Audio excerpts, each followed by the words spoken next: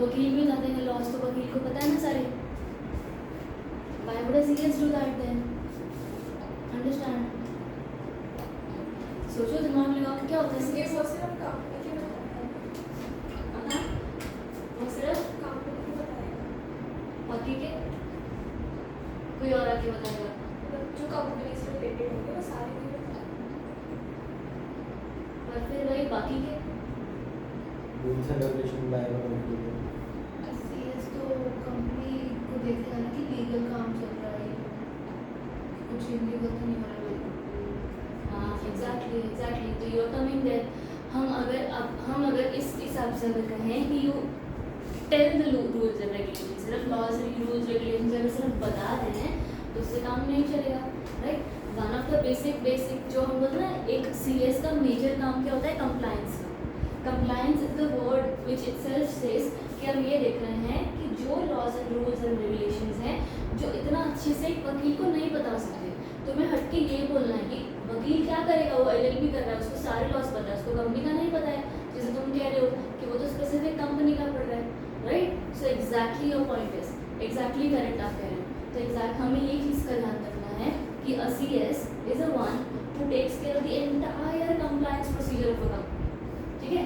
जितना कंपनी के अंदर कंप्लायंस हो रहे हैं, जो पेनल प्रोविजंस है, अगर कोई भी कंपनी कोई भी रूल्स फॉलो नहीं करती ना, पता है कितनी ज़्यादा पेनल्टीज आ सकती हैं। किसी डायरेक्टर को जेल में डाला जा सकता है, कंपनी को हटाया जा सकता है, बंद किया जा सकता है, ठीक है। वाइंडिंग अप कहते हैं उसको, वाइंडिंग अप की जा सकती है। कंपनी का नाम एक रजिस्टर होता है, रजिस्टर ऑफ कंपनीज, उसमें से स्ट्राइक ऑफ किया जा सकता है स्ट्रेट अवे कि आप आज से कंपनी है ही नहीं। So there are several provisions जिनका अगर आप कंप्लायंस नहीं करते हैं तो कंपनी को बहुत सारे पेनल प्रोविजंस लेने पड़ेंगे, और ये पेनल प्रोविजंस ना हो इसकी सोल रिस्पॉन्सिबिलिटी एक CS के पास होती है, ठीक है। तो कंप्लायंसेस सारे कर लिए। अब कंपनी के अंदर क्या क्या कंप्लायंस हो सकते हैं, कितना हम इतना बड़ा कोर्स कर रहे हैं, कुछ तो पता होना चाहिए ना उससे पहले।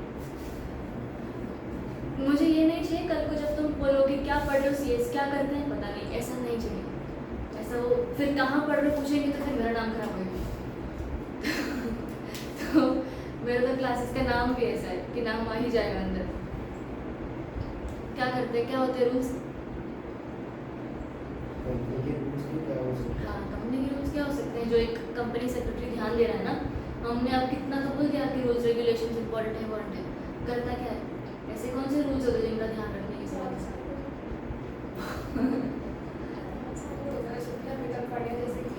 हाँ, जैसे कि बस कौन सी है, प्राइवेट है, हाँ। गवर्नमेंट है, वेरी गुड। हाँ, या फिर कितने मेंबर्स हैं, कितने उसके डायरेक्टर्स वगैरह, Exactly. कैसे वर्क कर रहे हैं, कितने शेयर्स लगा रहे हैं, ये तो चलो बहुत हो गया ना एकदम, हमें कुछ भी नहीं पता इस बारे में।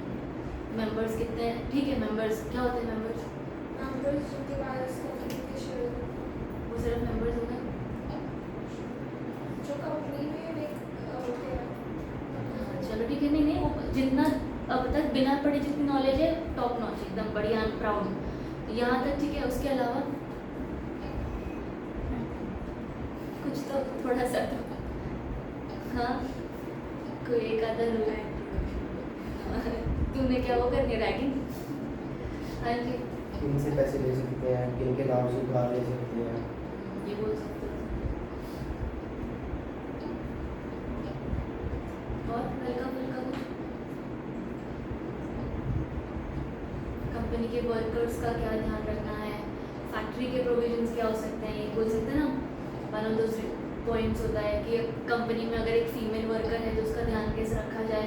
पता है ये चीज़ भी CS की होती है। कंपनी के अंदर अगर कोई मशीन्स हैं तो वो कितना पॉल्यूशन कर रही हैं, और वो पॉल्यूशन किस मार्क तक होनी चाहिए और किस मार्क तक नहीं होनी चाहिए, ये भी कंप्लायंस CS आता है।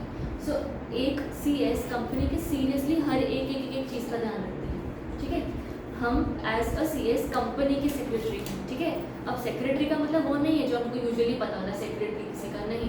हम कंपनी के सेक्रेटेरियल एज सच लॉ, ठीक है। Secretary here word means the person who is taking care of the law. Secretarial provisions का ध्यान रखते हैं, secretarial is the law provisions का ध्यान रखते हैं, ठीक है। जो इंसान कंपनी के एंटायर लॉज का ध्यान रखेगा उसको CS कहा जाता है, ठीक है। यहाँ तक क्लैरिटी है। अब जब एक कंपनी का ध्यान रखते टाइम पे हम जो भी कंपनी का ध्यान रख रहे हैं, you have to pay attention to the fact that you being a person of a profession, right? तुम्हारे साथ और कितने लोग काम कर रहे होंगे, राइट? कोई मैनेजर होगा, कोई एम्प्लॉई होगा, कोई वर्कर होगा, कोई लेबरर होगा, सब कोई इंटर्न्स होंगे इधर उधर के, और तुम होंगे एक यहाँ पर छोटे छोटे एम्प्लॉयज़। तुम्हारे ऊपर कौन हो सकता है? कंपनी के प्रमोटर्स, सीईओज, सब बड़े बड़े लोग, राइट? कंपनी के साथ साथ डायरेक्टर्स, तुमने नाम सुने होंगे ना, डायरेक्टर्स, फिर सुना होगा मैनेजिंग डायरेक्टर, इंडिपेंडेंट डायरेक्टर, ऐसे ऐसे नाम सुने होंगे, राइट? एक सीएस वो इंसान है जिसका सारे डायरेक्टर्स का उठना बैठना है। सीएस और डायरेक्टर दोनों हैंड इन हैंड काम करते हैं। कंपनी की बड़ी बड़ी बोर्ड मीटिंग्स जो होती है ना, जिसके अंदर किसी की एंट्री नहीं है पर सीएस की है, एक सीएस ध्यान रखेगा कि बोर्ड मीटिंग्स क्या ड्यूली हो रही है नहीं हो रही है। तो मैं इस चीज़ को थोड़ा सा ऐसा ना वियर्ड लगेगा, पर एक सीएस का ये तक ध्यान है कि अगर एक बोर्ड कंपनी की बहुत बड़ी बोर्ड मीटिंग है तो क्या वहाँ पर माइक चल रहा है या नहीं चल रहा है, वो भी एक सीएस को ध्यान देना है। क्यों? एंटायर मीटिंग का कंप्लायंस, एंटायर मीटिंग का ड्यूरेशन, मीटिंग के अंदर कौन कौन बंदा आ रहा है, तुमने वो वर्ड सुना हो शायद, कोरम थोड़ा बहुत, राइट? तो वो कोरम मीटिंग में कौन आ रहा है, कौन प्रेजेंट है, कौन नहीं है, किसने वोट किया, किसने नहीं किया, क्या वोटिंग करने से डिसीजन पास हुआ नहीं हुआ, everything is done by CS, right? उसके बाद जैसे तुमने शेयर्स का नाम लिया, कंपनी जब न्यू शेयर्स इशू करती है, हमने वो अकाउंट्स में पढ़ा होगा तुमने, राइट? वो कंपनी में न्यू शेयर्स क्या आईपीओ, नहीं तुमने आईपीओ के हिसाब से पढ़ा क्या, एप्लीकेशन मनी और ये सब जो, हाँ राइट? तो एप्लीकेशन अलॉटमेंट ये सब आप देखते हो, क्या कंपनी इतने शेयर्स इशू कर सकती है, तुमने वो authorised capital, subscribed capital, called, paid up, ऐसे सारे नाम देखे होंगे, करेक्ट? तो कंपनी क्या ये शेयर्स इशू कर भी सकती है, क्या अलाउड है, क्या ड्यूटी है, क्या रूल्स है, रेगुलेशन है, सब फॉलो किया नहीं किया, जिससे हम पैसे मांग रहे हैं क्या उसको सारी बातें बताई, अगर नहीं बताए तो चलो जेल में। तो each and everything is to be done by CS. अगर एक सीएस किसी डॉक्यूमेंट पर साइन करता है ना, तो पूरी की पूरी मतलब बोलते ना ऑथेंटिकेशन उसके पास है, राइट? कितने सारे लोग ऐसा करते हैं, पता है ऐसे सीएस बोलना नहीं चाहिए, बट अ पर्सन उसके पास फॉर्म है, सीएस का सब कुछ है, ठीक है? करना क्या है उसको पता है, सिर्फ एक डॉक्यूमेंट पर साइन करना है। आप उस कंपनी में काम भी नहीं करते, पर उस डॉक्यूमेंट पर साइन करो, आपको 6-6 हज़ार 10-10 हज़ार ऐसे मिलेंगे, सिर्फ आपकी साइन की value, which is around thing, क्योंकि अगर कल को फंसे तो बुरा फंसोगे, correct? But the understand the value of your signature, one signature, correct? तो ये कोर्स बहुत कुछ डिमांड करता है आपसे, आपका dedication, determination, you have to study, you have to pay attention, आपको पूरा ध्यान, दुनिया छोड़ छाड़ के पढ़ाई करनी पड़ेगी ही, कुछ नहीं कर सकते उस चीज़ का, but it is even worth it, ठीक? तो please I really request you, जो हम पढ़ रहे हैं ध्यान से पढ़ो, रोज़ निकालो टाइम। आई अंडरस्टैंड बहुत मुश्किल है, मैं तुम्हारे साथ, तुम लोग, आई हैव बीन हियर, कौन पढ़ेगा, पागल है कहता रोज़ कौन पढ़ता है, नहीं पॉसिबल है, एग्जाम से पहले महीना पढ़ेंगे हमारा तो हो जाता है। हम सब ने इसी तरीके से पढ़ाई की ना, 12th बीकॉम जो भी इसी तरीके से पढ़ाई की है, महीने एक दिन पहले, हफ्ता एक दिन पहले, एक रात पहले भी पढ़ के पास हुए हैं हम, पर ये कोर्स ज़्यादा डिमांड करेंगे, राइट? अंडरस्टैंड? ये बुक एक बुक है, 800-900 पेजेस की, ये सिर्फ एक है, ऐसी 4 हैं, और अभी तो तुम सारे नहीं देख रहे, तो 7 होती, राइट? तो फिर वो साथ ही रह जाता, कुछ नहीं हो पाता, करेक्ट? तो हमें उतना ही डेडिकेशन से पढ़ना पड़ेगा, प्लीज़। मतलब से थोड़ा सा बोरिंग लग रहा होगा, पर पढ़ना पड़ेगा, कुछ नहीं कर सकते। कॉन्सेप्ट क्लैरिटी चाहिए, क्या नहीं पढ़ना है वो सब दिखाएंगे, सब बतेगा, सब कुछ डिस्कस होगा, बट अंडरस्टैंड दिस पॉइंट। अब जैसे हम एक वन ऑफ द मोस्ट जैसे डाउट्स होता है, पढ़ तो रहे हैं, कर तो रहे हैं, क्या इसकी डिमांड है कल को, राइट? इतना मेहनत कर रहा है इंसान, तो कल को नौकरी लगेगी कि नहीं लगेगी, तो हाँ लग जाएगी, ऐसा कुछ नहीं, ऐसा कोई दिक्कत नहीं है कि नहीं प्रॉब्लम है, ठीक है? अंडरस्टैंड? एक कंपनी के रूल्स एंड रेगुलेशंस को फॉलो करना या नहीं करने का हाथ सारा जिम्मा एक सीएस ने उठाया। गवर्नमेंट चाहती है कि company rules and regulations follow करे, राइट? तो कंपनी ने कंपनी के लिए एक रूल ही ऐसा बना दिया गया है कि अगर आपका कंपनी का पेड अप शेयर कैपिटल, तुमने वो अकाउंट्स में पढ़ा है ना, पेड अप शेयर कैपिटल, अगर कंपनी का paid up share capital 10 crore या 10 करोड़ से ऊपर है तो उसको सीएस अपॉइंट करना मैंडेटरी है, अगर नहीं करते ना तो पेनल्टी लगेगी, राइट? तो हर वो कंपनी जहाँ पर 10 करोड़ का पेड अप कैपिटल है वहाँ पर सीएस मैंडेटरी है। और इस वक्त इंडिया में बहुत सारी न्यू कंपनीज आ भी रही हैं, इमर्ज भी हो रही हैं, करेक्ट? तो कोई कंपनी जिसका टर्नओवर इतना क्रॉस हुआ, पेड अप कैपिटल इतना क्रॉस हुआ, उसको तो चाहिए, पर जो न्यू कंपनी बनना चाहती है ना, अगर किसी को कंपनी बनना है तो कंपनी के इनकॉर्पोरेशन में भी सारा हाथ सीएस का होता है। अब वो CS के एप्लीकेशन फॉर्म्स देखोगे अगर आप, तो सारे एप्लीकेशन फॉर्म्स उनको भरने हैं, रजिस्ट्रेशन की फाइलिंग्स उनको करनी है, कंपनी का नाम अगर कोई रख रहे हो तो वो नेम की फाइलिंग उनको करनी है, करेक्ट। तो ये सो मेनी थिंग्स। आप एक एज ए लॉ फर्म या जैसे लॉ फर्म्स खोलते हैं वैसे आप CS का फर्म खोल सकते हैं, आप किसी अच्छी बड़ी कंपनी पर अपॉइंट हो सकते हैं, अच्छा खासा पढ़ो लिखो सब बढ़िया करो, कोई अच्छी कंपनी में इंटर्नशिप्स मिलेंगी तुमको, राइट। तो वहाँ का आप काम कर सकते हो। आपने ना ये देखा है एक NCLT है, नेशनल कंपनी लॉ ट्राइब्यूनल्स, ठीक है।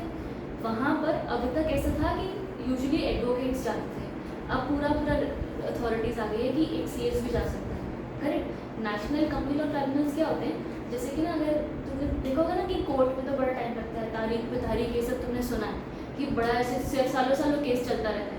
हमें कुछ नहीं पता कोर्ट का, पर हमें ये पता है केस सालों सालों चलता है, करेक्ट। तो अब इसका मतलब क्या हुआ कि यार जल्दी जल्दी इसे रिड्रेसल रेमेडीज फटाफट नहीं आ रही ना, हमें फटाफट चाहिए। उसके लिए बने NCLT, कंपनी के इश्यूज को सॉल्व करने के लिए एक फोरम बनाया जिसका नाम है NCLT, राइट। वहाँ पर जो केसेस होते हैं वो सिर्फ कंपनी के होते हैं और कंपनी के केसेस को सॉल्व करने का, रिप्रेजेंटेशन करने का काम CS का, right. So we have opportunities there. Chandigarh में भी NCLT है, राइट। तो आपके पास बहुत सारी अपॉर्चुनिटीज हैं। एक और चीज़ जो लगती है, एक जो भी मुझे ये याद आ रहा है तुम्हारे कुछ फ़ोन पे जो तुमने मुझे पूछे थे, राइट, कि दोनों ग्रुप साथ में नहीं दिए तो रैंक नहीं आएगा, रैंक नहीं आया तो अच्छी नौकरी नहीं लगेगी। ऐसा नहीं होता, ऐसा बिल्कुल नहीं होता। दोनों ग्रुप एक साथ दोगे, ठीक है, देयर इज अ चांस कि हाँ you get a rank, there is a chance that set off होके दोनों का साथ में हो जाएगा, पर इतना ज़्यादा बोझ संभाल पाओगे? अभी नहीं है ना तुम्हारे पास वो कैलिबर, इस वक्त ये जस्ट स्टार्टिंग, ऐसा अभी एकदम कदम रख रहे हो, तो धीरे धीरे करोगे, आगे बढ़ोगे, सब हो जाएगा। One step at a time लो। अगर इकट्ठा इतना सारा हम निकालने गए तो मुश्किल हो जाएगी। एंड इस इवन इफ अगर आपको दिन में से कहीं पर भी अचानक से ख्याल आता ना कि मुझे तो दोनों देने हैं, आई एम विद यू, दिन रात हम पढ़ लेंगे साथ में, पर अंडरस्टैंड द पॉइंट कि भाई किस हिसाब से हम क्या पढ़ रहे हैं क्या नहीं पढ़ रहे हैं, करेक्ट। तो भी स्टडी, अब अपना पढ़ो, ध्यान रखो, ये वो AIR आना या नहीं आना से कोई फ़र्क नहीं पड़ता। तुम कल को अपने आप को कैसे रिप्रेजेंट करते हो, तुम्हारी जितनी नॉलेज है वो किस हिसाब की नॉलेज है। कोई AIR रट्टा मार के भी AIR ला सकता है, राइट, उससे फ़र्क नहीं पड़ेगा। तो तुम क्या कर रहे हो क्या नहीं कर रहे हो उससे फ़र्क पड़ेगा। तो विल डू इट, बढ़िया अपना पढ़ेंगे सब मज़े से, कोई प्रेशर नहीं रखना, जितना मैंने डाल दिया ठीक है, पर नहीं रखना, आराम से पढ़ो, मज़ा आएगा, ठीक है, बढ़िया। सेट सेट सेट सब लोग पक्की बात, चेहरे उतर के गए। हाँ जी, और बाकी तो ना we'll start with company law. See you have 4 subjects right in your CS executive. अब तुम्हारा CSET का जो सिलेबस है कुछ उसमें कवर हो जाएगा, कुछ नहीं होएगा वो हम कर लेंगे, एक आधा उसी दिन सैटरडे संडे कुछ एक्स्ट्रा क्लास भी लगा लेंगे इफ यू वांट, ठीक है, उसका कुछ ऐसा अलग से नहीं, पढ़ लेंगे, एक वो चीज़ वी कैन डू दैट। उसके अलावा हम कर रहे हैं बाकी हमारा पेपरों में देख लेंगे। Next thing is one subject is company law, the another subject is setting up और इंडस्ट्रियल लेबर लॉज। ये जो सब्जेक्ट है तुम्हारा ना, ये और कंपनी लॉ का सब्जेक्ट मोस्टली इंटरलिंक्ड सब्जेक्ट्स हैं, ठीक है। हो कैसे रहा है इस सब्जेक्ट में, कंपनी लॉ के सब्जेक्ट में मोस्टली सारे लॉज हैं, रूल्स रेगुलेशंस, क्या होना है क्या नहीं होना है। सेटिंग अप ऑफ बिजनेस में इन लॉज का एप्लीकेशन है, कौन से फॉर्म फाइलिंग्स होंगे, क्या आप प्रोसीजर करोगे, कितने दिन लगेंगे, कितने दिन में दूसरा फॉर्म फाइल होता है, क्या तरीका क्या नहीं, ठीक। Another than that you have एक अकाउंट्स का सब्जेक्ट राइट, जो दूसरे मैम पढ़ाएंगे, और उसके अलावा यू हैव वन मोर जिसको GIGL हम कहते हैं, जूरिस्प्रूडेंस एंड रिमूवल, तुम्हारा जनरल लॉज, करेक्ट। तो GIGL का सब्जेक्ट है ना बहुत ही इंटरेस्टिंग सब्जेक्ट है, अपने आप में हर चैप्टर एक नया चैप्टर है, ऐसा तुम्हें पिछला वाला नहीं पता, अगला वाला पता है तो भी आ जाएगा। Company law setting up linked chapters हैं, सेकंड पढ़ रहे तो थोड़ा सा फर्स्ट पता होना चाहिए, फर्स्ट पढ़ रहे सेकंड पता होना चाहिए, ऐसे राइट। इसलिए जैसे मैंने आपको कहा कि हम कंपनी लॉ के सेकंड से शुरू करेंगे, क्यों, वही आपका बेस बनाएंगे ऐसे। तो अलग अलग तरीके हैं, हम जिस हिसाब से पढ़ रहे हैं, जो स्टूडेंट्स आपको बहुत मजा आएगा उसमें। एंटायरली कंपनी लॉ है भी नहीं, एंटायरली CS के काम है भी नहीं, क्रिमिनल लॉज हैं तुम्हें, ऐसे जूरिस्प्रूडेंस है, कॉन्स्टिट्यूशन है जो इसमें आने वाला है। So there are various things जो CSET की यहाँ पर रिपीट होती है, इसीलिए मैं CSET में अच्छे से पढ़ने को कहती हूँ, नहीं तो कोई इतना अच्छे से नहीं है, ठीक है। हम अच्छे से करते हैं. वी स्टार्ट विद कमला सेकेंड चैप्टर.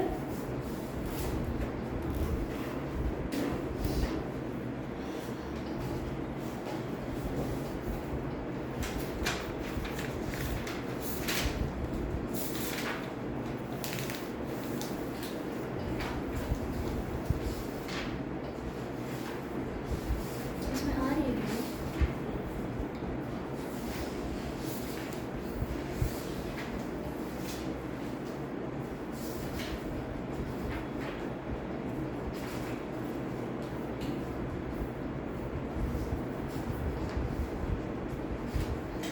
तुम्हारा ये स्टार्टिंग में आओ, जो पार्ट 1 पार्ट 2 तुम्हारा लिखा हुआ है ना एक बार, यार सर बस तीसरा पेज ये लो किताब का, ये पार्ट 1 पार्ट 2 जहाँ पर मेंशन है. इसमें नहीं बच्चे तो सी नहीं किया ना, एग्जीक्यूटिव ये किया.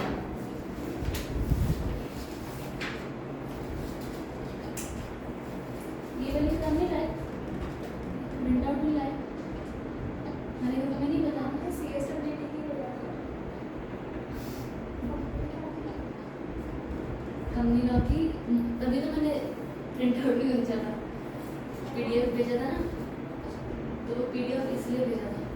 ये वाला इधर रेफर करो, इसमें किताब मेरे पास किताब है.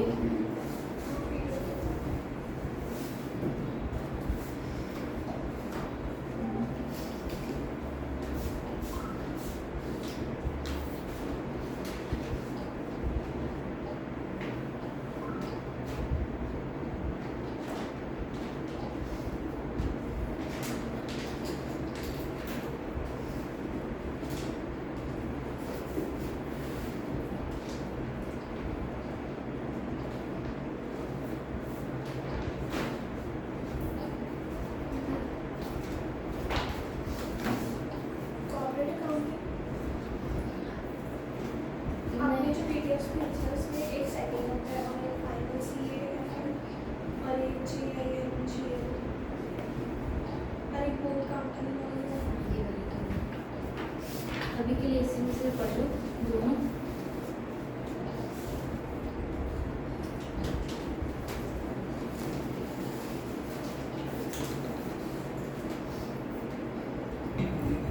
अच्छा, तुम्हारा जो फर्स्ट पार्ट है उसके अंदर एक कंपनी लॉ है और एक तुम्हारा प्रिंसिपल्स एंड कॉन्सेप्ट्स है और एक कंपनी का एडमिनिस्ट्रेशन मीटिंग्स है. देखो मिला, पहुंच गए सब पेज नंबर पर. करो. अब see understand this is divided into 2 parts, right? One part is I think 60 marks, the another one is 40 marks. ठीक है, तो तुम्हारा पार्ट ए है, पार्ट 1 है, वो 60 मार्क्स का है और पार्ट बी है 40 मार्क्स का है. और हमारा पढ़ाई जो है ना वो 100 मार्क्स की है, तो हम 60-40 नहीं पढ़ेंगे प्लीज़. अगर आप ये दिमाग में ला रहे हो कि हाँ 60-60 पढ़ लेते हैं तो हो ही जाएगा, 40 वाला नहीं पढ़ेंगे, तो क्या CS वालों ने ऐसा नहीं सोचा होगा? उन्होंने भी तो सोचा होगा ना. तो वो लोग 60 मार्क्स वाले में से ऐसा निकालते हैं कि दे मेक श्योर कि 40 का तो चलो तुम्हें आता हो, 20 मार्क का इतना मुश्किल करेंगे ना, ऐसा मतलब कि मुक्का मारेंगे तो मैंने करके दिखा दो. Correct? So if you attempt that, अपने दिमाग में हमने होशियारी वाले कारण, ठीक है, ऐसा नहीं हो सकता. हमारे लिए पेपर 100 मार्क्स का है, 60 और 40 मार्क्स का नहीं है. ठीक, हमें सब कुछ इकट्ठा ही पढ़ना है. कौन सा चैप्टर कंपेरेटिवली लेस इंपॉर्टेंट होगा, कौन सा चैप्टर को बहुत ऐसा घोल के पी जाओ, वो सब मैं आपको बताऊँगी. पर हमें पढ़ना स्पेसिफिकली उसी तरीके से पड़ेगा कि यार भाई पढ़ना तो सब है. ठीक, which chapters you have to leave, I will guide you, don't worry about that. ऐसा मैं ये भी नहीं बोलूँगी कि पागल हो जाओ सर, नहीं. हम स्मार्ट वर्क करेंगे, हार्ड वर्क सब करते हैं. CS के अंदर हार्ड वर्क नहीं चलता, स्मार्ट वर्क चलता है. We have to conceptually idealize कि अच्छा हाँ ये इंपॉर्टेंट, ये इंपॉर्टेंट, ये इंपॉर्टेंट. टाइम से हमारा सिलेबस खत्म हो, टाइम से सिलेबस खत्म होगा तो जाके तुम्हारा आगे रिविजन होगी, राइट? सो अभी जैसा हमारा 2-2 घंटे का चल रहा है, ये एक हफ्ता ऐसे ही चलेगा. हल्का कुछ पढ़ लिया, कुछ नहीं पढ़ा, कुछ इधर उधर का मैंने एक फालतू का ज्ञान दे दिया तुमको, सब कर लेंगे. So that we can start with some full fledge classes from July, है ना? अपना I think July, August, September, October and से पहले मेरा लेटेस्ट अक्टूबर एंड है, पर हम कोशिश करेंगे उससे पहले ही हो जाए. तो अक्टूबर एंड से पहले हमारा पूरा सिलेबस खत्म हो जाना चाहिए, सो दैट आप नवंबर एंड दिसंबर को रिवाइज, क्योंकि तुम्हारा पेपर आई थिंक दिसंबर के 22 या कुछ 20 तारीख से शुरू होता है, राइट? तो दिसंबर में तुम्हारी सेकेंड रिवीजन हो, भगवान करे इतना हम लोग अच्छे से पढ़ लें, और नवंबर में तुम्हारी फिर फर्स्ट रिवीजन चल रही है, करेक्ट? तो we will try our best कि अक्टूबर तक सारा खत्म हो जाए। थोड़ा सा साथ में रहेंगे, टाइम से क्लास आएंगे, ठीक? बहुत ज़रूरी है, क्योंकि हम ना यहाँ पर 4-5 बच्चे ही हैं, हम 4-5 लोग हैं, और हमारा ये शुरू से है कि हम रुकते हैं एक दूसरे के लिए। कोई और किसी दिन लेट आएगा तो हम उसके लिए रुक जाएंगे, तुम लेट आओगे हम तुम्हारे लिए रुक जाओगे, मैं लेट आऊँगी तो तुम मेरे लिए रुक जाओगे, राइट? ये क्यों कर रहे हैं? क्योंकि किसी का भी लॉस ज़रूरत क्यों याद करना है ऐसे? जब 50-50 बच्चे होते हैं ना तब होता है, आता रहे जो आ रहा है। अभी हम तो इतने ही है ना, तो will try to start our class time. 10 minute का बफर सबको मिलता है, और उसके ऊपर है, नहीं तो स्टार्ट करने के बाद फ्लो आने में 20 मिनट लग जाते हैं, फिर ख़त्म होने जब बजेगा ना 6 तो लगेगा, बस हो गया, 6, 4:45 ऐसे है। तो अंदर से कुछ होता रहता है कि 6 बजने वाले, बंद करो क्लास, कब बोलना बंद करेगी, कब जाएगी, कब हम जाएंगे घर। तो इसीलिए ही let's try to start on time, ठीक है? ओके, सो इसके अलावा this and then you have जो तुम्हारे चैप्टर्स नंबर 2, 3, 4, 5 एंड हाँ, चैप्टर्स नंबर 2, 3, 4, 5 भी, आई थिंक 6 भी, 7, 8, 9, 10, 2, 3, 4, 5 are the most important chapters in your part 1 का, ठीक है? उस तरीके से भी स्टार्ट, सो दैट एक थोड़ा बहुत फ्लो बनता रहे और साथ ही साथ हमारी पढ़ाई अच्छे से हो जाए, ठीक है? कुछ चैप्टर्स ऐसे हैं जिसमें से ऐसा लगता है सिर्फ 1 मार्क का क्वेश्चन आता है, या सिर्फ एक ही क्वेश्चन आएगा पर 5 मार्क का आएगा, या कुछ है जो बहुत आसान चैप्टर है उसमें से आता भी सिर्फ 5 मार्क का है, पर हम फिर वो पढ़ लेंगे कि क्यों छोड़ दें 5 मार्क, राइट? तो हर एक चीज़ का बहुत ध्यान से विल स्टार्ट। निकाल लो चैप्टर नंबर 2 निकालो।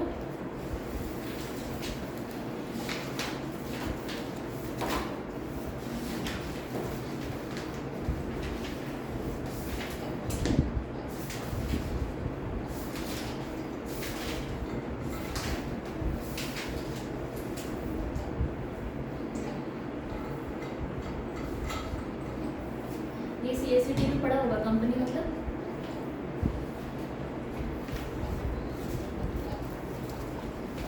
बताओ। जो गवर्नमेंट एक्टिविटीज बस जिसमें नंबर 7 मिनिमम 2 मैक्सिमम 7 क्या बस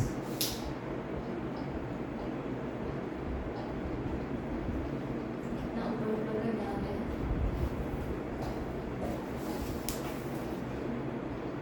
2-7 मेंबर्स, 2-7, ठीक है?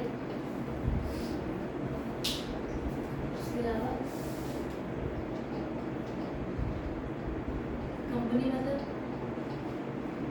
people come together to रट्टा मारा। कंपनी मतलब मैं तुम्हारी कंपनी, तुम मेरी कंपनी, हम सब एक दूसरे की कंपनी। कंपनी मतलब चलो बड़ा जो तुम्हारा चार्ट बना हुआ है ना, see the word company derive from Latin word com with और टुगेदर, और पैनीज मीन्स ब्रेड। तो कंपनी का मतलब coming together to earn a bread. Bread as such एक वो लैटिन टर्म जब हम पढ़ रहे हैं ना, तो ये एक लैटिन टर्म है, बाहर का टर्म, ठीक है? बाहर earning a bread means earning a living, ठीक है? हम ना रोटी कमाने जा रहे हैं, अब उनकी रोटी नहीं होती है तो उनकी ब्रेड होती है, इसलिए वो लोग ब्रेड कमाने जाते हैं। तो coming together is coming together to earn a living is to earn a bread, right? तो this what company means. Company का एग्जैक्टली चलो हम जो मतलब वो कंपनी लॉ के हिसाब से समझ रहे और करेक्ट, ठीक है? हम यहाँ पर ये समझने की कोशिश करें कि अच्छा हाँ ये टर्म यहाँ से आया, ओके। सी ये चीज़ तुम्हें एग्जाम में नहीं पूछ रहे हैं, आई नो दैट, पर थोड़ा सा ना एक फाउंडेशन बनाने की कोशिश करते हैं, हल्का सा अपने पैर जम जाएंगे ना, फिर हम बोल देंगे ये छोड़ दो, ये काम का नहीं, ठीक है? थोड़ा सा बैग विथ मी, 2-4 दिन पकेगा, मैं कुछ नहीं कर सकती, पको, ठीक है? सड़ जाओ, पर पकेगा ही पकेगा, कुछ नहीं हो सकता इसके अंदर। तो coming together to earn a living is company. People who come together, they earn a living, they come together to work together, they come together to achieve some goal, some random objective, to earn some money, something, etc. वो company होगा, ठीक? अब यहाँ पर हम जो पढ़ रहे हैं, आज चैप्टर इज कंपनीज एक्ट, हमारी किताब कंपनीज एक्ट है, राइट। कंपनीज एक्ट अगर मैं तुम्हें बोलूँ लिखना है तो कैसे लिखोगे? लिख के दिखाओ, पेंसिल से कहीं पर कंपनीज एक्ट लिखो बस।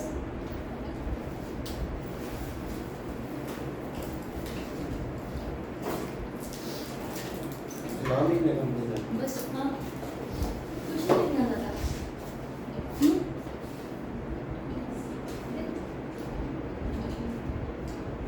सन वगैरह। सन तुम्हें पता है? Very good. ठीक है।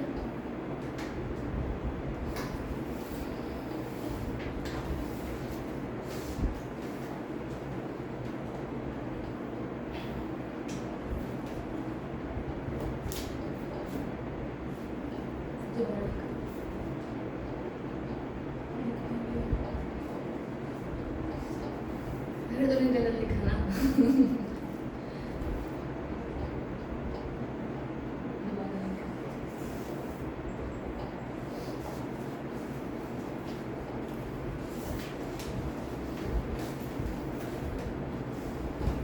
ठीक है। लिख दिया?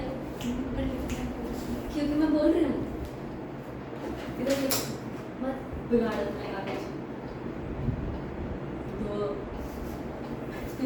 होशियारी देख हमारी। शाबाश। समझे क्या गलती की थी इसमें और तुमने क्या नहीं की?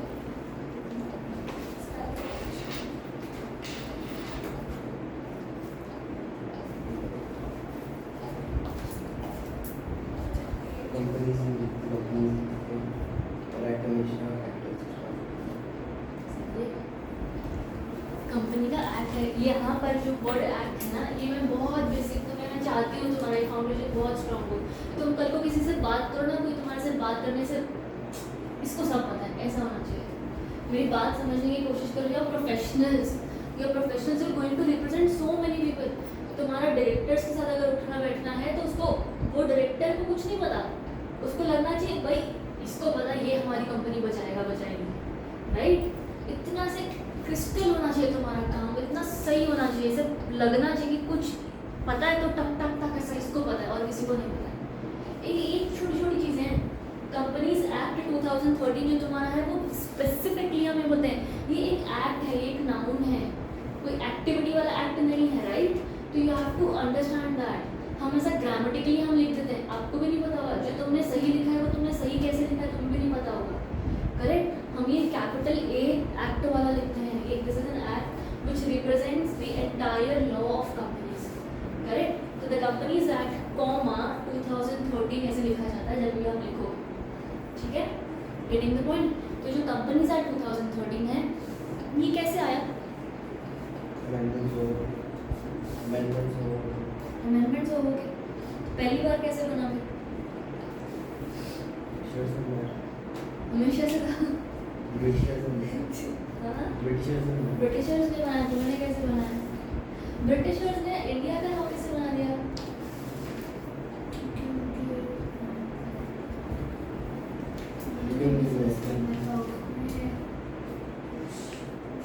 चाहिए होगा, काम लगता होगा। उनकी मोनोपोली थी, उनको कंपनी चलाई थी इंडिया के अंदर, तो उन्होंने किया। तो हम जब एक होता है इंडियन कंपनीज एक्ट, राइट। जो आपका इंडियन कंपनीज एक्ट है, इंडियन कंपनीज एक्ट है, वो इंडिया का एक्ट है, करेक्ट। कई बार अब अपनी बुक्स में या कहीं और आप पढ़ोगे ना तो आप ये चीज़ पढ़ोगे, the Indian law, the Indian companies law, the Indian, ये वाला तुम्हारा जो कॉन्स्टिट्यूशन के, द इंडियन कॉन्स्टिट्यूशन, करेक्ट। ये वर्ड जो है ना India, we proud of it, but still हम अब मना करते हैं कि मत यूज़ करो। क्यों? क्योंकि इसको यूज़ करने का मतलब होता है कि कोई और का भी है क्या, करेक्ट। जब मैं बोलती हूँ कि ये मेरी किताब है तो मैं बार बार अपना नाम थोड़ी बोलूँगी, नहीं नहीं ये तो रश्मि की किताब है, अच्छा रश्मि की किताब देखी, अच्छा रश्मि की किताब दो, ऐसा नहीं होगा ना। हम ये बुक के रेफर करेंगे तो वो बुक को ही रेफर करेंगे, करेक्ट। इंडिया में जो बहुत सारे लॉज बने थे ना, तो ब्रिटिशर्स ने एक लॉ अपने लिए बनाया, एक आपके लिए बनाया, यानी कि इंडिया के लिए बनाया। तो उन्होंने इस पूरे लॉ का नाम Indian companies act, Indian law, सारे तुम्हारा वो इंडियन पेनल कोड, ऐसे सब इंडिया इंडिया इंडिया करके लिया, ठीक है। Now we are not using this term, तुम्हारी किताबों में भी लिखा होगा, बट लॉजिकली अगर तुम्हें कोई कहे कि यूज़ करना है तो नहीं करना है। वाई? बिकॉज हमको पता है हमारा है, बार बार बोलने की जरूरत नहीं है। The Indian Companies Act is not the Indian but the Companies Act of India, or you can say the Companies Act 2013, correct? इससे पहले 2013 के पहले the act was 1956, right? तो 1956 का एक्ट बार बार बहुत सारी चीज़ों से साथ अमेंड हुआ। अमेंड होने के बाद हम कंपनीज एक्ट 2013 तक पहुँचे। यहाँ तक समझ में आ रहा है? अब एक चीज़ मुझे बताओ, जब ब्रिटिशर्स ने वो एक्ट बनाया, ठीक है, ब्रिटिशर्स को एक्ट बना के गए तो कब से बनाया होगा, करेक्ट? कुछ 1800 कुछ 1880 से बनाया होगा कम से कम, ठीक है। तो 1880 वाला अब जाकर 2013 में हम यूज़ कर रहे हैं, चेंजेस है। तो क्या तुम्हें क्या लगता है कि स्ट्रेट अवे पहले का एक्ट 1956 और 2013, क्या दुनिया में खाली 3 ही बार कंपनी लॉ में चेंज आया होगा? बहुत बार आया होगा, तो फिर नाम बार बार क्यों नहीं बदला? नाम भी तो बदलना चाहिए था। बहुत सारे चेंजेस करने के बाद ऐसा बोल सकते हैं, बार बार नाम क्यों नहीं बदला? क्योंकि वो है तो कंपनी आती है। और फिर कंपनीज एक्ट 1880, कंपनीज एक्ट 1881, 82, 83 नहीं बोलते, क्यों नहीं बोलते ऐसा? इनका बात सही है, हाँ बहुत सारे चीज़ करने के बाद बदला, ऐसा होता है। क्यों होता है? हम पूरे लॉ में ना हर साल अमेंडमेंट्स लेकर आते हैं। So we keep the name as the original form and we say this amendments which are added to the original act, the amendments which are added to the original act, ठीक है। जो हमारा companies act 1956 का और companies act 2013 है, उसमें बहुत vast changes हैं। हमने एंटायर कंपनी का ऑब्जेक्टिव ही बदला, बहुत सारी चीज़ों में जो एक वो था ना objective to regularise the companies, हमने वो बदला। हमने ये कोशिश करने की ये ट्राई किया कि we not regulate the company but manage the company. The words are very different. किसी कंपनी को रेगुलेट करना मतलब ऐसा कोई एग्जैक्टली खड़े हो तो खड़े हो, बैठ तो बैठ, हमने ये नहीं। हम देख रहे हैं कि अच्छा ठीक है तुम इस पूरे एरिया में रह सकते हो, बस यहाँ से बाहर मत जाना, हमने मैनेज किया, राइट। हमने कंपनी का ओरिएंटेशन बदला, तरीके बदले, हमने कंपनी को प्रोटेक्ट करने के बदले हमने कंपनी के शेयर होल्डर्स, कंपनी के स्टेक होल्डर्स को प्रोटेक्ट करने का ऑब्जेक्टिव चेंज किया। So the entire main notion towards the entire company law change in 2013, ठीक है। तो 2013 में आपका एक नया लॉ आया। अब लॉ कैसे बनता है?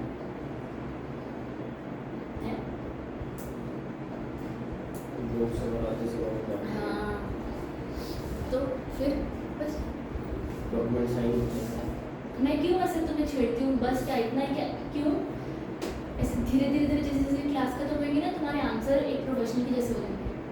मैं वो कोशिश कर रही हूँ सर, थोड़ा सा वेयर विद मी। फिर लोकसभा में जाते हैं जहाँ पे सारे स्टेट्स के वो होते हैं एमएलएस, तो उसके बाद अगर वहाँ से पास हो जाता है तो फिर हो जाता है राज्यसभा में जहाँ पे 50 लाइन्स होते हैं, और अगर वहाँ से साइन हो जाते हैं लाइक तो हो जाता है कि हाँ करेक्ट है, तो उसके बाद फिर प्राइम मिनिस्टर के पास जाता है या प्रेसिडेंट के पास।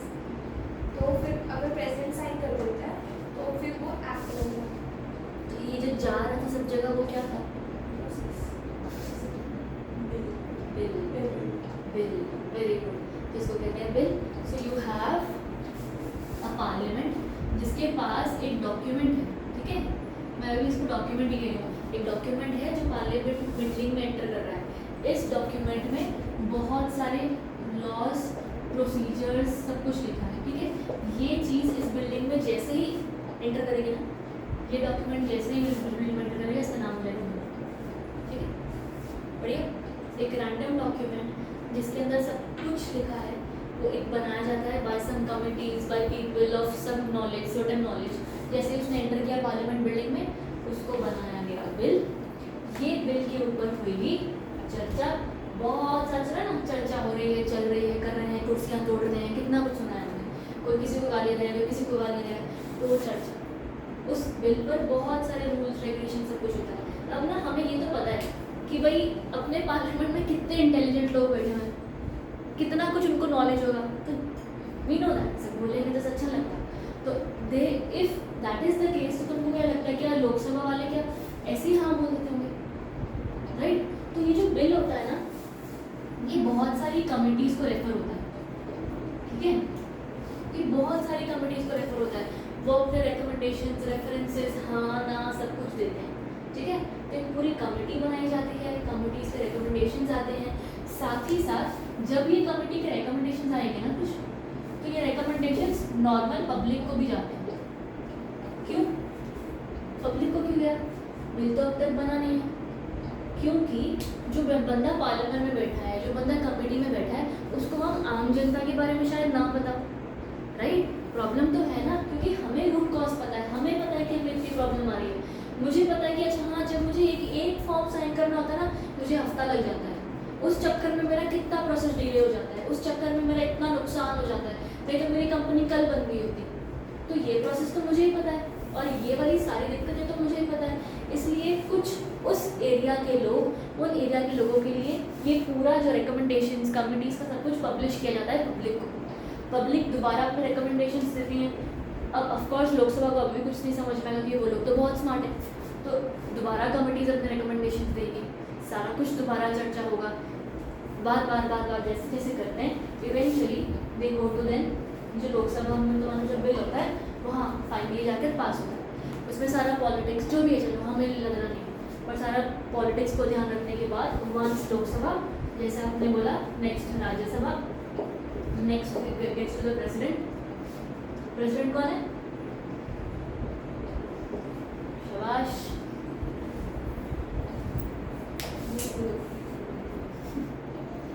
रेडी थे लोग।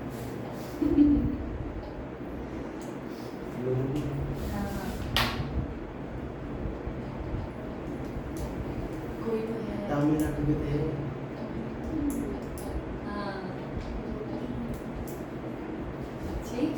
तब ये जो द्रौपदी मुर्मू आंटी हैं, ये प्रेसिडेंट हैं, ठीक है? अब इन्होंने करना है इस पर एसेंट। एसेंट यानी कि saying yes. How will she say yes? जैसे आपने कहा साइन करती है, ठीक है? तो the president gives an assent to the bill, ठीक है? जैसे ही यहाँ पर ये सारा कुछ हो गया, देन अभी भी एक चीज़ रहती है, क्या होती है? एक चीज़ होती है ऑफिशियल गैजेट। तुमने इसे नाम सुना सर? क्या होता है जाने दो, ऑफिशियल गैजेट ऐसा कुछ होता है, ठीक है? नाउ इट गेट्स प्रिंटेड और published on the official gazette. क्या स्पेलिंग थी? ये वेबसाइट होती है शायद, वेबसाइट होती है। इसमें सारे लोग वगैरह लिखे होते हैं, सब कुछ लिखा होता है। तो मान लो एक तरीके का ना न्यूज़पेपर पार्लियामेंट का, ठीक है? Yes, it can be online form, सब कुछ है। तो वहाँ पर ही ऑफिशियल गैजेट पर जैसे ही पब्लिश होगा, once getting published the word bill then becomes an act, ठीक है? बढ़िया, सेट, क्लैरिटी, एकदम कुछ ऐसा जो नहीं समझ में आया क्या हो गया अचानक से, राइट? तो ये सारे स्टेजेस को क्रॉस करने के बाद आपका एक एक्ट बनता है। अब एक और बार सोचो कि क्या थोड़े अमेंडमेंट्स के बाद हम ये सारा प्रोसेस कर पाएंगे? नहीं कर सकते ना, हर साल तो यही चलता रहेगा। इसीलिए ही one of the another reasons है कि हर साल या हर अमेंडमेंट पर एक्ट का नाम नहीं चेंज होता, क्योंकि एक्ट का नाम चेंज करने के लिए सारा खेला खेलना पड़ेगा, और इतना खेलने का टाइम हमारे पास है नहीं, करेक्ट? तो इसीलिए ही द अनदर रीजन कि जैसे ही कोई बड़ा अमेंडमेंट, कुछ चेंजेस आते हैं जो एंटायर एक्ट को चेंज करता है ना, तब हम नया बिल लेकर आते हैं, नया बिल एंटायरली पास होता है, एक्ट बनता है, और फिर वो इनकॉर्पोरेट होता है। आई बात समझ? तो this is how the companies act came into picture. Clarity? अब काम की चीज़,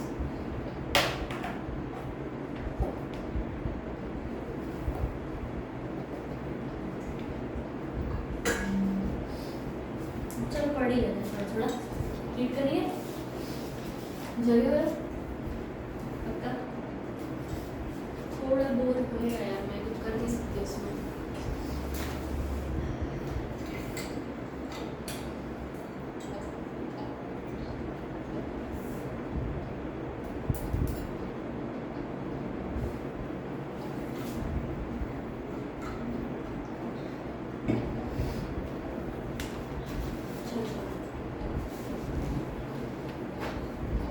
अब इंट्रोडक्शन का फर्स्ट पैराग्राफ पढ़ रहे हैं, ठीक है।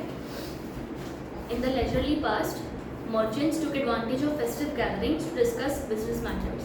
Nowadays, the company form of organization has assumed great importance. When they form their business relations, they form a company. In popular parlance, a company denotes an association of the like-minded persons formed for the purpose of carrying on some business or undertaking. A company, under laws, is like a corporate body and a legal person having status and personality distinct and separate from the members constituting it. कुछ हल्का फुल्का समझ में आया? क्या बोला? Company अलग है अपने मेंबर से, कंपनी की एक लीगल बॉडी है, हाँ। लीगल बनाई है, बट वो मेंबर्स और कंपनी अलग है। और पहले के टाइम पे जो कंपनी के डिस्कशन होती थी वो एक गैदरिंग या फेस्टिवल गैदरिंग के थ्रू होती थी। चलो बढ़िया ना। जैसे आपकी बुक प्रिंट आउट तुम ले आते हो तो हम मार्क करवा देंगे कि भाई इतना ब्रैकेट वाइज। यूजुअली हमारा ना तरीका ये होता है कि अगर हमने 6 लाइन पढ़े तो उससे शायद 2 ही इंपॉर्टेंट होंगे, बाकी का ठीक है, पर एग्जाम पॉइंट ऑफ व्यू 2 है। आज हम 6 पढ़ रहे हैं, कल को तुम 2 पढ़ोगे, तुम्हारा रिवाइज हो जाएगा। सुबह हम ब्रैकेट ओपन क्लोज टाइप से पढ़ रहे हैं, ठीक है, तो करेंगे धीरे धीरे। Next paragraph is it is called a body corporate because the persons composing it are made into one body by incorporating it according to the law and clothing it with legal personality. Body corporate मतलब body corporate मतलब कि ये जैसे person है उसकी body वगैरह, but इसकी legally body है तो ये पर्सन से अलग है, उसको बॉडी वेरी गुड, क्या बात है, सही बोल रहा है, पक्का। चलो ठीक है, इसी पैराग्राफ की सेकंड लास्ट लाइन है, एज अ लीगल पर्सन मतलब a corporate is capable of enjoying many rights and incurring many liabilities of a natural person. Clarity? बढ़िया, डब्बा बड़े। अगला यहाँ पे कॉर्पोरेट लिखा हुआ है, ये कंपनी को लगे। हाँ, कंपनी को ये करेंगे आगे, पूरा रेफर करना पड़ेगा क्योंकि आगे डेफिनेशन ऑफ कंपनी आ रहा है ना। एक चीज़ दोबारा, an incorporated company owes its existence either to a special act of parliament or to a company law. Public corporations like Life Insurance Corporation of India, SBI, etc. have been brought into existence through special acts of parliament, whereas companies like Tata Steel, Reliance, etc. have been formed under company law. अब क्या हुआ?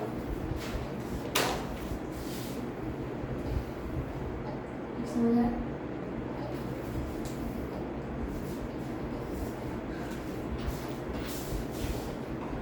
Insurance वगैरह का एक अलग special act होगा, वो company act में फॉलो करेंगे, कंपनी एक्ट को भी फॉलो करेंगे, तो उनका एक स्पेशल एक्ट भी होगा।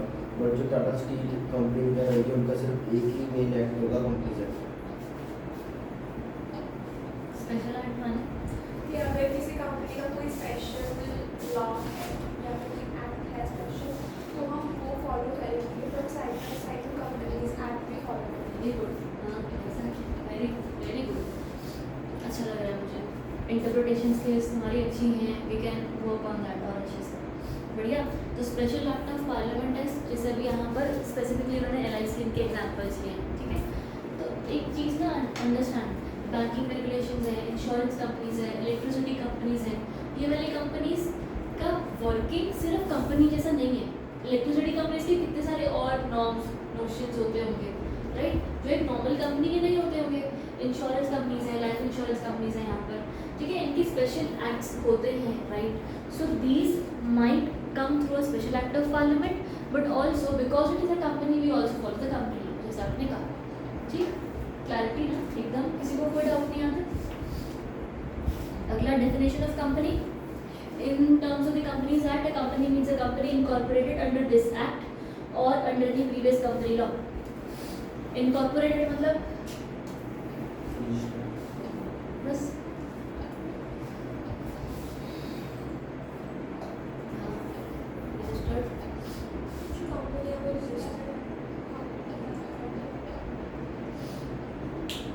रजिस्टर होने से चल जाएगा। हाँ सही बोल रहे हो। यूजुअली इनकॉर्पोरेटेड का मतलब होता है फॉर्म्ड एंड रजिस्टर्ड, कि आपने जब बनना शुरू किया तब अपने कंपनी के ही लॉस फॉलो करे, और क्योंकि आपने कंपनी के लॉस फॉलो करे तो आप कंपनी के अंदर रजिस्टर्ड हो सकते हो, ठीक है। तो नहीं तुम्हारा सही है एग्जैक्टली अगर हम कहीं कर कल को और अच्छे से एक्सप्लेन करते हैं ना तो इनकॉर्पोरेटेड मीन्स व्हेन यू इनकर द वर्क ठीक है जब आपने काम शुरू किया तब फॉर्म भी कंपनी के हिसाब से हो रहे थे लॉज के हिसाब से हो रहे थे और आप एंटर जब होते हैं इनकॉर्पोरेट हो जाते हो तब वो भी आप कंपनी के हिसाब से हो रहे हैं ठीक है company means a company incorporated under this act और under any previous company law हाँ तो वो क्यों लिख दिया 2013 आ तो गया कोई सोचे कि सिर्फ 2023 में ही फॉर्म हुई है 13 में ही फॉर्म हुई है बट वो पहले से भी रजिस्टर्ड है जहाँ की कंपनी पहले से ही बनी हुई है एक्ट के पहले से हाँ।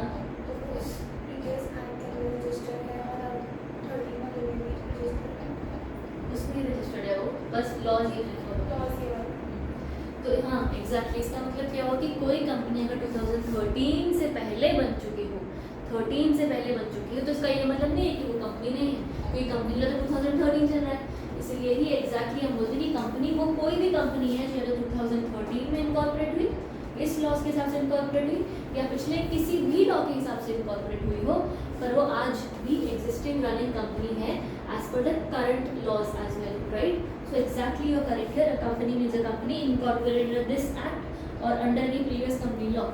Clarity. Section. 2 Very good. Very good. Section का थोड़े थोड़े को जो करना होगा वो बता दूँगी गिनती की 6-7 सेक्शन बताऊँगी ज़्यादा नहीं हर चैप्टर ठीक है in the common law a company is a legal person or a legal entity separate from and capable of surviving beyond the lives of its members legal person मतलब क्या हुआ person मतलब आदमी इंसान ह्यूमन बीइंग जानवर कि जैसे हम एक इंडिविजुअल पर्सन है तो कंपनी की काइंड ऑफ पर्सन है जो उसकी एंटायर पूरी करता है उसकी सारी जितनी भी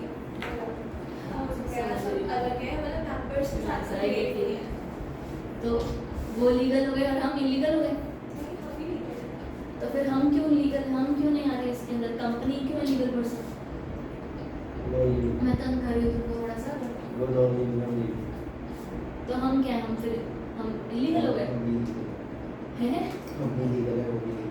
हैं बट वो लॉ से बनी है हम नहीं पता चला हम किससे बने हैं नहीं पता वो लॉ से बनी है रजिस्टर हो गई कैसी बातें कर रहे हैं हम भी तो जाए ऐसे बातें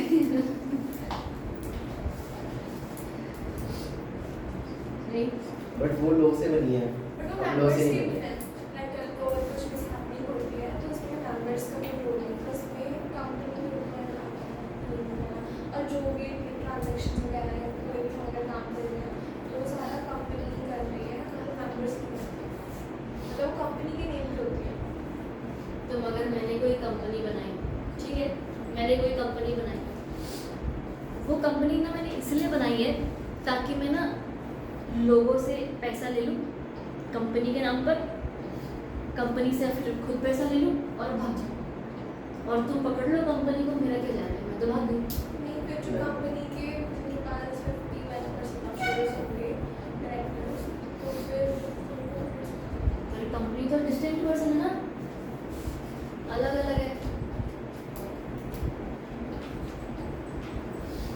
हाँ जी कंपनी लोन भी नहीं हम भी वो तो ठीक है कंपनी लोन ने बनाई है हमें लोन नहीं बनाया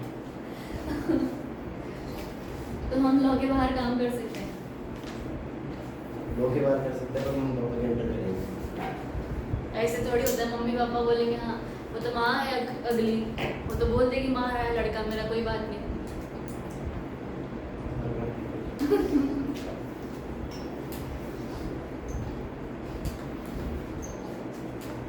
अच्छा पर्सन का मतलब लीगल छोड़ दो पर्सन मतलब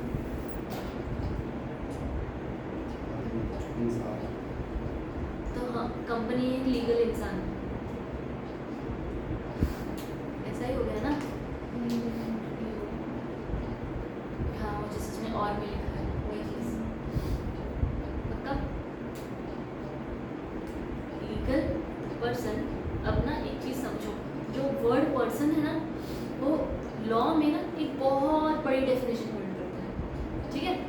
अंडरस्टैंड जो मैं तुम्हें पूछ रही हूँ, मैं तुम्हें सिर्फ आई एम ट्राइंग टू से ब्रॉडन योर इमेजिनेशन कि अच्छा हाँ ऐसा थोड़ा सा खुलेगा दिमाग, तंग हो गए मेरे से तो जाके कल को मेरी गलतियाँ पकड़ोगे ना। तो लीगल पर्सन का मतलब क्या हुआ, यहाँ पर पर्सन एक वो पर्सन है, वो एंटिटी जिसको यहाँ पर बोला गया है। पर्सन की डेफिनेशन बहुत ब्रॉड है। पर्सन के अंदर हम पर्सन नहीं, हम इंडिविजुअल है, ठीक है। जो एक ह्यूमन बीइंग होता है उसको पर्सन नहीं, लॉ के लैंग्वेज में इंडिविजुअल कहा जाता है। तो person means an individual, person means a company, person means a partnership, firm तुमने सुना होगा पार्टनरशिप। पर्सन मीन्स कोई कोऑपरेटिव सोसाइटी, पर्सन मीन्स कोई तुमने HUF सुना होगा। तो पर्सन के अंदर सब कुछ आ गया। कोई भी बंदा, कोई भी इंडिविजुअल, कोई भी जीता जागता इंसान, कोई भी सोल प्रोपराइटर, ये छोटी छोटी जो किराने की दुकानें हैं वो भी तो एक लीगल पर्सन है, पर वो तो कंपनी नहीं है, राइट। तो कंपनी एक ब्रॉडर फॉर्म लीगल पर्सन का पार्ट है, जिसको ये लोग लीगल एंटिटी भी कहते हैं, ठीक है। हम भी एक एंटिटी है। Understanding the term, person is a very broad term, entity is a very broad term. Both of them includes an individual, both of them includes a person और अ कंपनी एज वेल, ठीक है। तो in common law a company is a legal person made by law, exactly जैसे आपने कहा, क्योंकि company law से बनी है, राइट, वेरी गुड। तो company is a legal person और a legal entity separate from and capable of surviving beyond the lives of its members. अब beyond the life of its members, सारे member मर गए, Numbers में कम नहीं हो, but कम। क्या वजह तुम्हें रटाया हुआ है, मतलब स्कूल में कि COC में? तारीफ पढ़ी पूजा मैम थे ना शायद, पूजा जाके मैम को ऐसा थपकी लेके आती है, क्या हुआ है, वेरी गुड। तो exactly there is a point where we say कि द मेंबर्स में come and go but the company goes on forever. Is such means कि कंपनी अपने मेंबर से एंटायरली डिस्टिंक्ट है। भले कंपनी के अंदर कोई भी मेंबर्स चेंज होते रहे, उससे कंपनी को फर्क नहीं पड़ेगा। Very good. A company is rather a legal device for the attainment of social and economic end, ठीक है चलिए।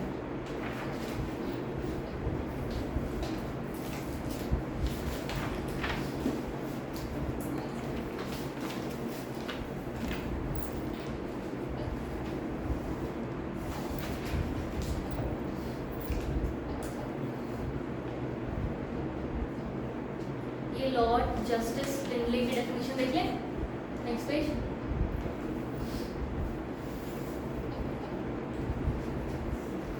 Lord Justice Lindley has defined a company as an association of many persons who contribute money or money's worth to a common stock, ठीक है, and employ it in some trade or business and who share the profits and loss arising therefrom। तो Lord Justice Lindley ना एक कोई बंदा है विद्वान, अब इन्होंने कंपनी की डेफिनेशन दी है। ये जो वर्ड्स है ना तुम्हारी, ये लाइन्स, ये कुछ पैराग्राफ्स, जैसे हम चैप्टर्स आगे पढ़ेंगे ना तुम्हें समझ में आएगा कि ये चीज़ को रट्टा मारने के लिए मैंने कह लिया, ये चीज़ में कोई अलग से क्वेश्चन बन के आएगा, ऐसा नहीं है। बट इन लाइंस की मदद से तुम्हारा आंसर है ना बेटर हो जाएगा, है ना।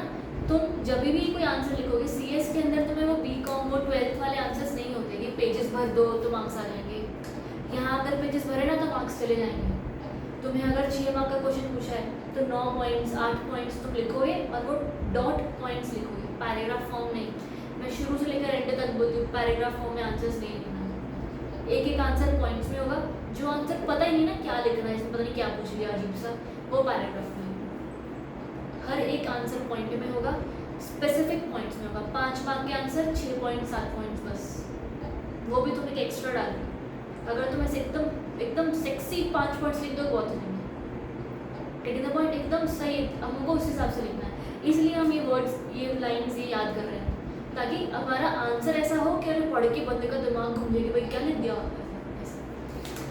तो Lord Justice Lindley has defined a company as an association of many persons who contribute money or money's worth to a common stock, who contribute money or money's worth, यानी कि या तो पैसे के अलावा कुछ और, अपना टाइम, अपने गुड्स, अपना कुछ services, anything, right, they are contributing it to what, to a common objective, common stock. Common stock को आप ऐसे लिख सकते हैं, you can say a share in the ownership, entire commonly holding, बोल सकते हैं ना इसको वैसे बेसिक वही होता है, शेयर ऑफ ओनरशिप भी बोलते हैं कॉमन स्टॉक को। people holding something together. ठीक है, तो कोई भी इंसान जब एक कॉमन चीज़ में अपना मनी या मनीज वर्थ कंट्रीब्यूट करता है and then they employ it some trade or business and you share the profits and losses arising there from, getting the point. तो लॉ जस्टिस लेने की डेफिनेशन में क्या था अभी पढ़ी ना, company is association of people who contribute money or money's worth to a common stock and then वो जो कॉमन स्टॉक है उसको किसी ट्रेड या बिजनेस में लगाया जा रहा है. ठीक है, the common stock so contributed is denoted in money and is the capital of the company. Company के अंदर जो पैसा कंट्रीब्यूट किया जाता है वो क्या है, कंपनी का capital. The person who contribute the person who contribute in it or form it or to whom it belongs are company के members. The proportion of capital stock to which each member has contributed in title is his share. Share माने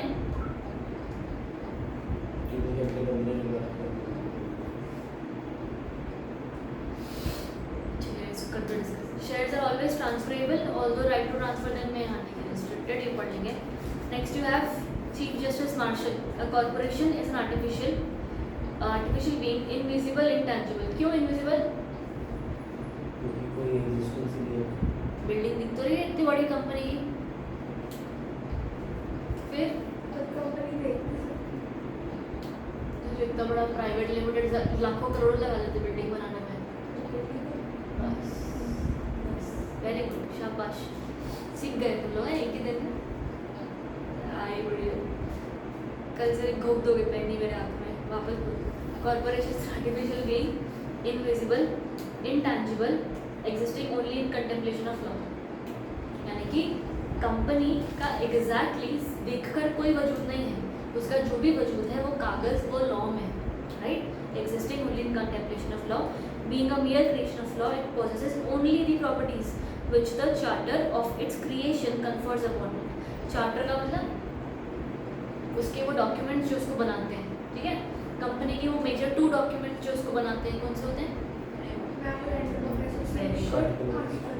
very good. तो company का charter इस company का MOA of its creation confers upon it either expressly or incidentally. ठीक है, justice James क्या बोले, company is an association of persons United for a common object. ठीक है, ये बदला आसान है. क्लैरिटी, कुछ डाउट? तो कंपनी के अंदर जब हम कैपिटल कंट्रीब्यूट करते हैं तो कंपनी का कैपिटल कंट्रीब्यूट करते हैं. कंपनी का कैपिटल है, हमारा शेयर, हमारा कैपिटल नहीं है. हमारा शेयर है बट हम कंपनी नहीं. हमारा शेयर कैसे? शेयर हमने रख दिया, हम मेंबर हो गए. शेयर क्या होता है? हमारा कैपिटल जो से कंपनी ने तो बनाया. तो मेरे को घुमा दे. कंपनी का कैपिटल, कंपनी का कैपिटल, कंपनी का कैपिटल, हमारा शेयर. हमारा शेयर कैसे होगा? कंपनी का कैपिटल. कंपनी में हमारा कितना हिस्सा है? बस सही बोल रहे. तू भी यही बोल रहा था, मैं क्या बोल रही थी? कंपनी का कैपिटल. तो कंपनी का ही तो कैपिटल है. तो मैम वो बोरिंग से भी हो सकता है ना. तो कंपनी में जब हमने कोई पैसा डाला वो हमारा कैपिटल है. तो जो बोरिंग्स होते हैं वो तो बोरिंग्स ही होते हैं ना बच्चे. Capital is capital only. Company में अगर जो भी आप पैसा कंट्रीब्यूट कर रहे हो वो कंपनी का कैपिटल होगा. यस, ऑथराइज, तभी तो हम ऑथराइज टू कैपिटल ये कहते हैं, वो कहते हैं. वो जो बोरोड है वो बोरोइंग्स है. When you are contributing anything towards the company, जो आपका एग्जैक्टली हिस्सा होता है उस पूरे कैपिटल में, उसमें वो आपका वो शेयर होता है. एग्जैक्टली इसी को ही हिंदी इंग्लिश किया हुआ इन्होंने, और बहुत अच्छे से. जो आपका उसमें हिस्सा है, जो आपका उसमें शेयर है, वो आपका शेयर है. इसलिए ही आप ही के शेयर को शेयर कैपिटल कहते हैं कि पूरे कैपिटल में आपका कितना शेयर, वो आपका शेयर कैपिटल. करेक्ट.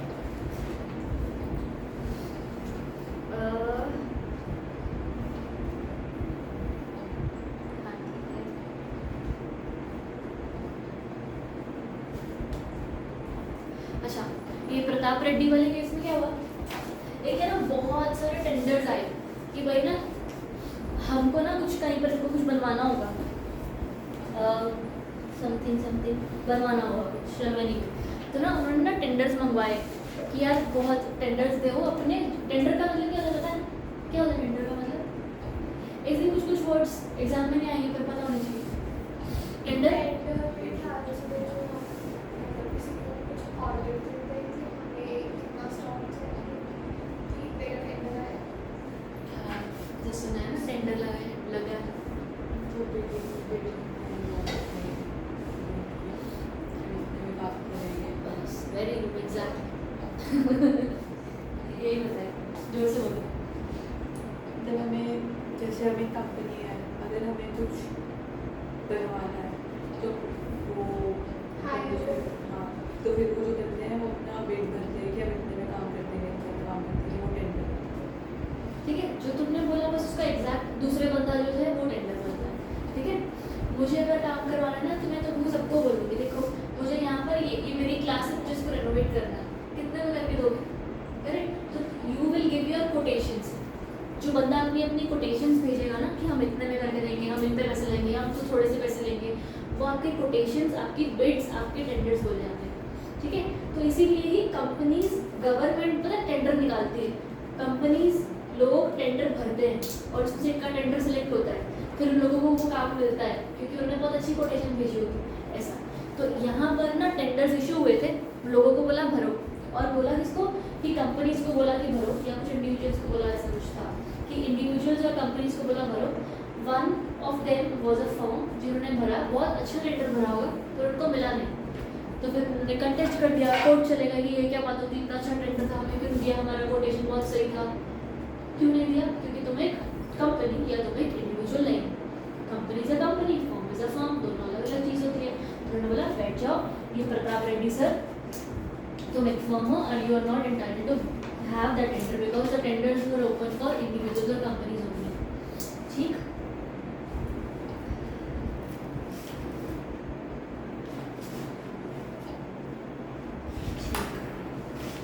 इसको रीड करो एक बार फटाफट से, एकदम स्पीड में, स्पीड रीडिंग करना प्लीज। हाँ नहीं नहीं, ये law ji Pratap Reddy.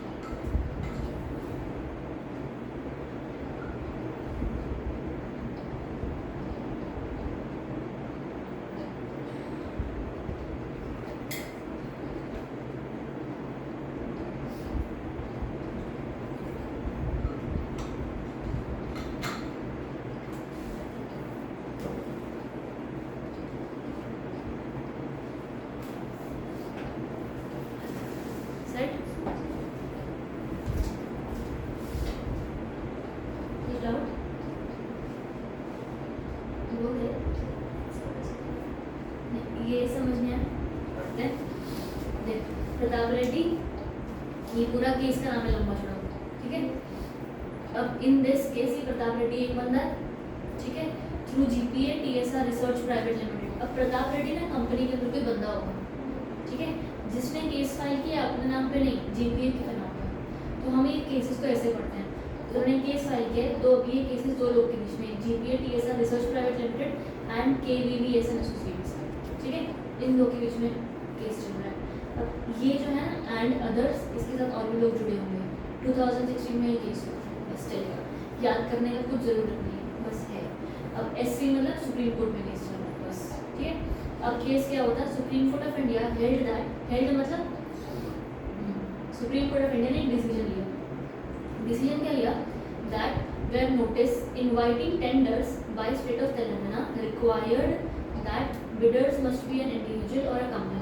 Telangana, state of Telangana ने कोई एक नोटिस जारी किया जिसमें उन्होंने बोला हम बिडिंग्स मंगवा रहे हैं, यानी कि वही टेंडर मंगवा रहे हैं, कोटेशंस मंगवा रहे हैं, हम कोटेशंस मंगवा रहे हैं किससे, या तो किसी इंडिविजुअल से या तो किसी कंपनी से, ठीक है। तेलंगाना ने नोटिस जारी किया कि हम बिडिंग और ये सब मंगवा रहे हैं। अब इसमें उन्होंने बोला, सुप्रीम कोर्ट का एक डिसीजन है कि the word company notice inviting tenders could only mean a company, और कंपनी का मतलब हम सब जान चुके हैं अब तक। तो जो नोटिस था उसके अंदर अगर कंपनी लिखा है, पर्सन तो नहीं लिखा ना, तो कंपनी का मतलब तो कंपनी होती है, तो उन्होंने बोला सिर्फ कंपनी ही पढ़ सकती थी। The notice inviting tenders could only mean a company as understood under the Companies Act and cannot be read to include a firm. Therefore, bid of respondent, respondent यानी कि जो टेंडर कर रहा है, नहीं, जब कोई केस होता है ना तो उसमें दो लोग होते हैं, ठीक है। मान लो पार्टी एक ए है और पार्टी बी है।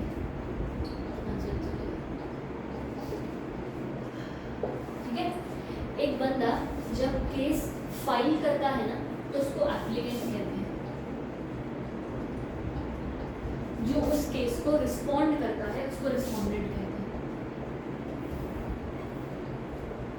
ठीक है, अब मान लो कोई बंदा है जिसके साथ कुछ बुरा हुआ है, कुछ खराब हुआ है, तो वो बंदा प्रोसिक्यूशन, तुमने सुना होगा है ना मूवीज में कहीं पर, प्रोसिक्यूशन ऐसा कुछ, प्रोसिक्यूशन जो बंदा अपने आप को डिफेंड करा रहे नहीं मैंने ये कत्ल नहीं किया, वो डिफेंडेंट है। समझ आया? अब एक और चीज जानो, जब ये डिफेंडेंट होता है, ठीक है, अगर इसके खिलाफ केस आया तो ये दोबारा केस करेगा, है ना? जो भी बंदे के खिलाफ होता है वो दोबारा करता है कि अरे केस पुराना का जो भी गलत आया था नतीजा, मैंने नहीं किया ये काम, मैं दोबारा केस कर रहा हूँ। तो जब दोबारा केस करते उसको क्या कहते हैं? सुना है अपील, वर्ड सुना है, राइट? तो जब पहली बार केस होता है वो केस हुआ है, जब वो केस को दोबारा किया जाता है उसको कहते हैं अपील। जब अपील होती है किसी चीज की तो यहाँ पर बंदा होता है अपीलेंट, ठीक है, और इधर अगेन रिस्पॉन्डेंट। ठीक है, क्लैरिटी? तो जब यहाँ पर ये जो रिस्पॉन्डेंट है ये वाला बंदा है, करेक्ट? अब इधर जिसने केस किया, तुम्हारे हिसाब से कौन केस किया होगा? इसमें कौन केस किया होगा? वो फर्म की होगी ना जिसको टेंडर नहीं मिला। तो अब यहाँ पर एक फर्म है जिसने केस किया होगा, रिस्पॉन्डेंट वो स्टेट होगा जिसने टेंडर नहीं दिया होगा। तो उन्होंने सुप्रीम कोर्ट ने देखो क्या बोला, a company is understood the company entity and cannot be read to include therefore bid of respondent which was neither an individual nor a company but a firm was rightly rejected by the state। तो state ने जो भी respondent का मतलब जो भी अपने हिसाब से अपना डिसीजन लिया वो exactly everything was correct. Getting the point कि नहीं? हाँ बताओ, हल्का फुल्का हो गया, देखो पहले आया था क्योंकि मैम जो सी कंपनी ये है कंपनी तेरा लिमिटेड, हाँ तो यहाँ पे बोलता है कि कंपनी भी इंडिविजुअल कर सकते हैं जो है, हाँ, तो फिर रिजेक्ट भी होती है, तो फिर रिजेक्ट भी होती है। ये वाला है KVVSL ये एसोसिएट्स, इनका रिजेक्ट हुआ है। अच्छा, जिन्होंने टेंडर दिए थे, हाँ, ठीक है। ये एसोसिएट्स ये एक फर्म है, इनका टेंडर रिजेक्ट हुआ है। आया? ये जो है ना RE, ये वाला तुम्हारा ये केस है। आई थिंक RE का मतलब रिस्पॉन्डेंट, RE का मतलब रिस्पॉन्डेंट ही होता है कि क्या होता है? केस के नाम रिस्पॉन्डेंट ही होता है ना। तो ये रिस्पॉन्डेंट है JV प्रताप रेड्डी, हुआ ना ये रिस्पॉन्डेंट, ये फर्म एप्लीकेंट हो गया, फिर KVV एसोसिएट्स और रिस्पॉन्डेंट तुम्हारा ये बंदा होगा। मतलब KVVSL ने केस किया था इन पे, हाँ हाँ, वेरी आया समझ? KVVS बोले कि अरे भाई हमने कितना सही बिड भरा, तुमने हमें दिया क्यों नहीं? तो स्टेट यानी कि तेलंगाना सुप्रीम कोर्ट कहती है जो स्टेट ऑफ तेलंगाना है, अगर उन्होंने इस KVV का रिस्पॉन्डेंट नहीं, ये एप्लीकेंट का अगर रिजेक्ट किया है तो सही किया है, यानी कि रिस्पॉन्डेंट का डिसीजन सही है। आया समझ? पक्की बात है?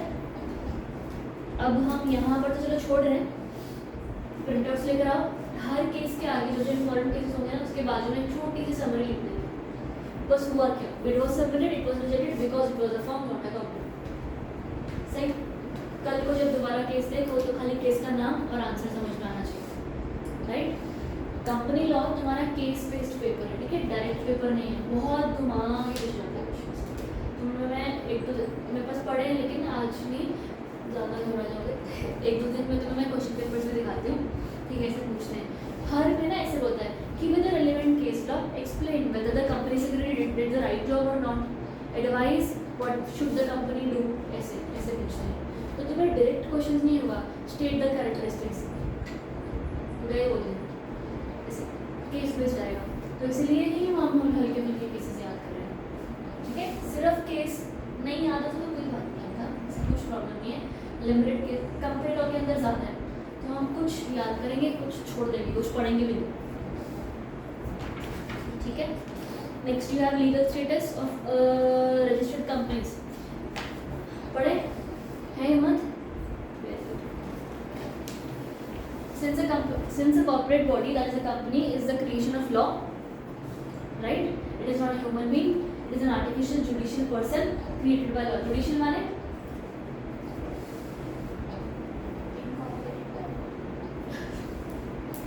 it is clothed with many rights, obligations, powers, duties prescribed by law. It can, however, do everything what a natural person can do, except certain acts which require personal execution. Thus, a company cannot marry or divorce. It can, thus a company cannot marry or divorce, or it cannot vote in an election.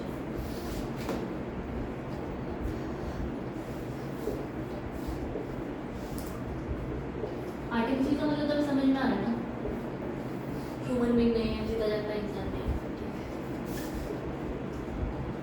Judicial का मतलब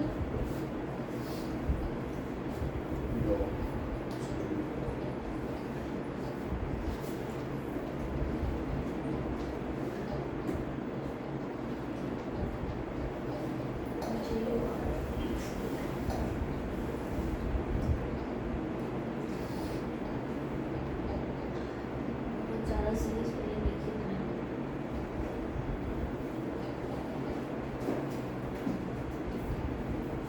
judicial का मतलब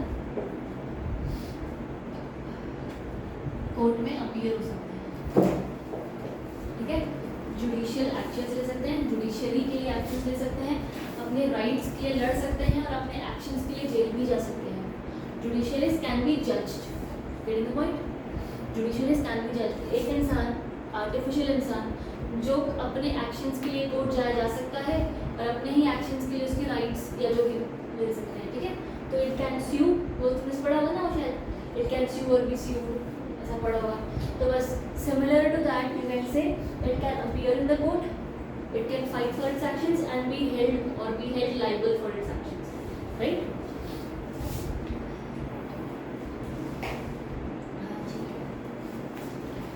बाकी तुम्हें समझ आ गया होगा इसमें. और कुछ जो था जो चैप्टर में समझ आया था अब तक. अगला, on incorporation the company acquires a separate legal entity, the status distinct from and independent to its members.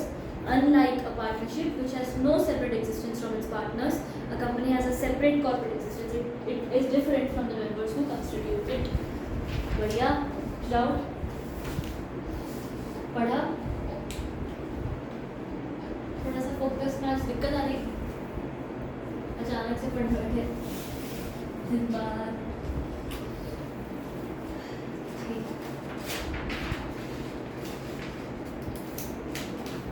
मुझे यहाँ तक कोई डाउट है? श्योर है एवरीबडी? पक्का? ठीक है. कॉर्पोरेट पर्सनालिटीज बढ़ते हैं फिर.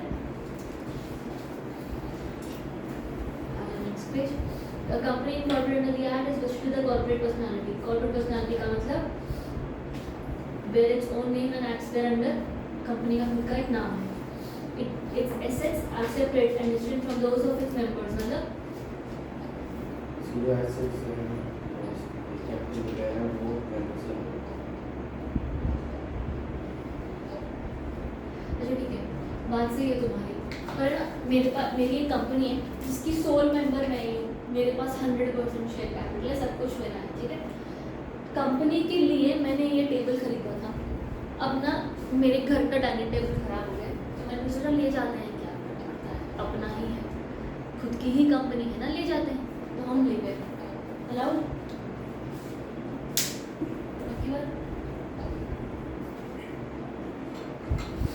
तो its assets are separate and distinct from those of its members. Company के नाम से लिया था क्या मेरे नाम से लिया था? कंपनी के नाम से लिया था. कंपनी वो कंपनी का मेंबर्स का थोड़ी है. मेंबर का लिया. उन्हें लेके जा सकते हैं. ले जा जा सकते हैं. कंपनी है, उनका वो कंपनी का खुद का ऐसा है. अपनी कंपनी को जा सकते हैं. मेंबर्स उसको यूज कर सकते हैं, पर मेंबर्स उस चीज़ के ओनर नहीं. फिर लेके चले गए तो फिर कंपनी से चला गया, वापस कर देना ऐसा. करेगा कंपनी से. आप कंपनी का कोई भी एसेट कंपनी से नहीं ले सकते हैं unless and until you pay for it. हम थ्योरेटिकली बात कर रहे हैं ना, हम थ्योरेटिकली बात कर रहे हैं, ऐसा कौन करता है, ऐसा नहीं होता है। बट हाँ, अगर कोई एसेट कंपनी का है तो वो कंपनी का ही है। तुम्हारा फ़ोन है, मेरे को दे दे, मेरा टूट गया, चलो, ऐसा नहीं करोगे ना तुम, क्यों? क्योंकि वो तुम्हारा है। सिमिलरली कंपनी भी तो एक इंसान ही बना दिया ना हमने, लीगल पर्सन है, तो कंपनी का भी सामान कंपनी का है। तुम मुझे अपना फ़ोन नहीं दोगे तो कंपनी मुझे अपना टेबल क्यों देगी? नहीं देगी, अनलेस एंड अनटिल आई पे for it, right? So if at all you buy or you take the assets of a company, you have to pay to the company to get those, even if you are the entire shareholding of the company. अगर तुम एक soul owner हो company के, तब भी तुम्हें company से पूछ कर, यानी कि कंपनी को पैसे देकर कंपनी से सामान लेने जाओ। इसलिए इसको कहते हैं assets are separate and distinct from those of its members. अगला, it is a different person from the members who compose it, है ना? तुमने कहा ना कंपनी में वो मेंबर में कम एंड गो, तो सेम चीज़, कंपनी अलग है, उसको बनाने वाले लोग अलग हैं। It can incur debt, borrow money, have bank account, employ people, enter into contracts and sue and be sued. सारे वर्ड समझ में आए? इसके अंदर कोई नहीं समझ में आया ऐसा बताओ? कहीं ध्यान नहीं है आज? कौन सा पॉइंट पढ़ा हमने? बाकी बात कंपनी डेट्स की अलग है, वो मनी बोरो भी कर सकती है अपने उसने कहा अपना बैंक अकाउंट हो सकता है अपने नाम पे, वो पीपल्स को फॉलो कर सकती है, कॉन्ट्रैक्ट में आ सकती है, स्यू भी कर सकती है, और हो भी सकती है वो कंपनी में। कुछ जो नहीं समझ आया यहाँ पर, बाकी बात। अगला, it is capable of owing property.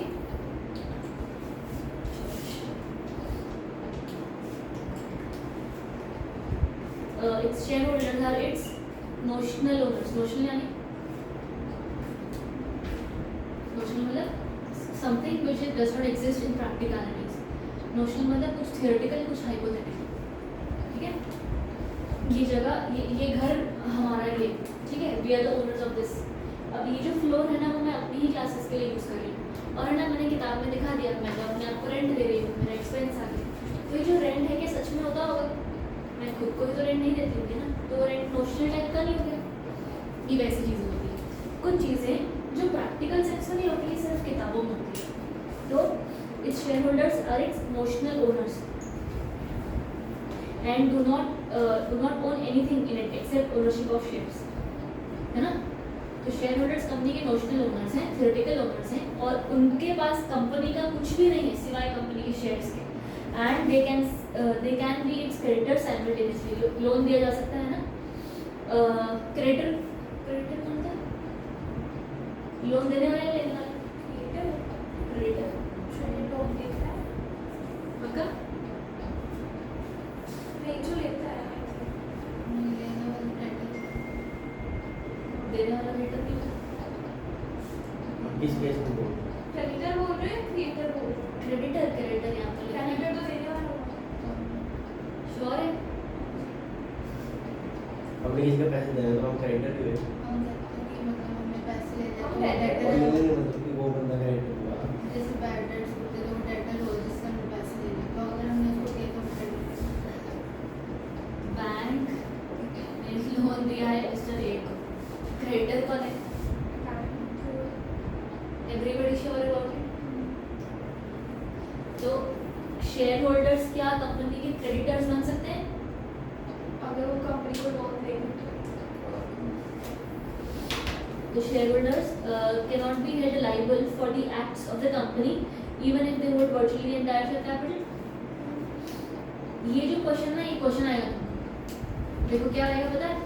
Your question in CS executive paper would be a shareholder cannot be held liable for the acts of the company even if he holds virtually the entire share capital. Explain with the case law. चलो, इसका तुम्हें सारा answer पता होगा पर लिखते type पे घूम जाओगे कि है केस से बना थोड़ा बहुत केस लिखना पड़ेगा, नाम लिखोगे, बाकी ऊपर की प्रॉपर्टी समझा दो, ये 5 पॉइंट्स बस। केस के नाम भी याद कर लेते हैं। थोड़े बहुत, ज़्यादा नहीं, हो जाएंगे तुमको जितना आया ना। किसी को प्रताप रेड्डी वाला केस था तो सिर्फ the case of Pratap Reddy इतना इतना लिखोगे, वो भी चलेगा, पूरा नाम याद करने की जरूरत नहीं है। द इंडियन को, ये मैं डब्बा पढ़ रही हूँ। The Indian courts have recognized the principle of separate legal entity of a company. ये TR Pratt Bombay ED Sassoon. It was observed that where under the law An incorporated company is distinct entity, and although all the shares be practically controlled by one person, in law a company is distinct entity. Point समझ में आया? कि भले सारे share सिर्फ एक बंदे के पास हों, फिर भी प्रैक्टिकलिटीज के अंदर कंपनी एक डिस्टिंक्ट एंटिटी ही रहती है। ये वाले किस लॉ का नाम याद करने की जरूरत नहीं है, पर तुम्हें समझ में आ रहा है, राइट। अगला, the shareholders are not the agents of the company. ठीक है ना, कोई बात नहीं, ऐसा लगता है एक चीज़ में तुम्हें ज़्यादा पढ़ेंगे ना तो हालत खराब हो जाएगी।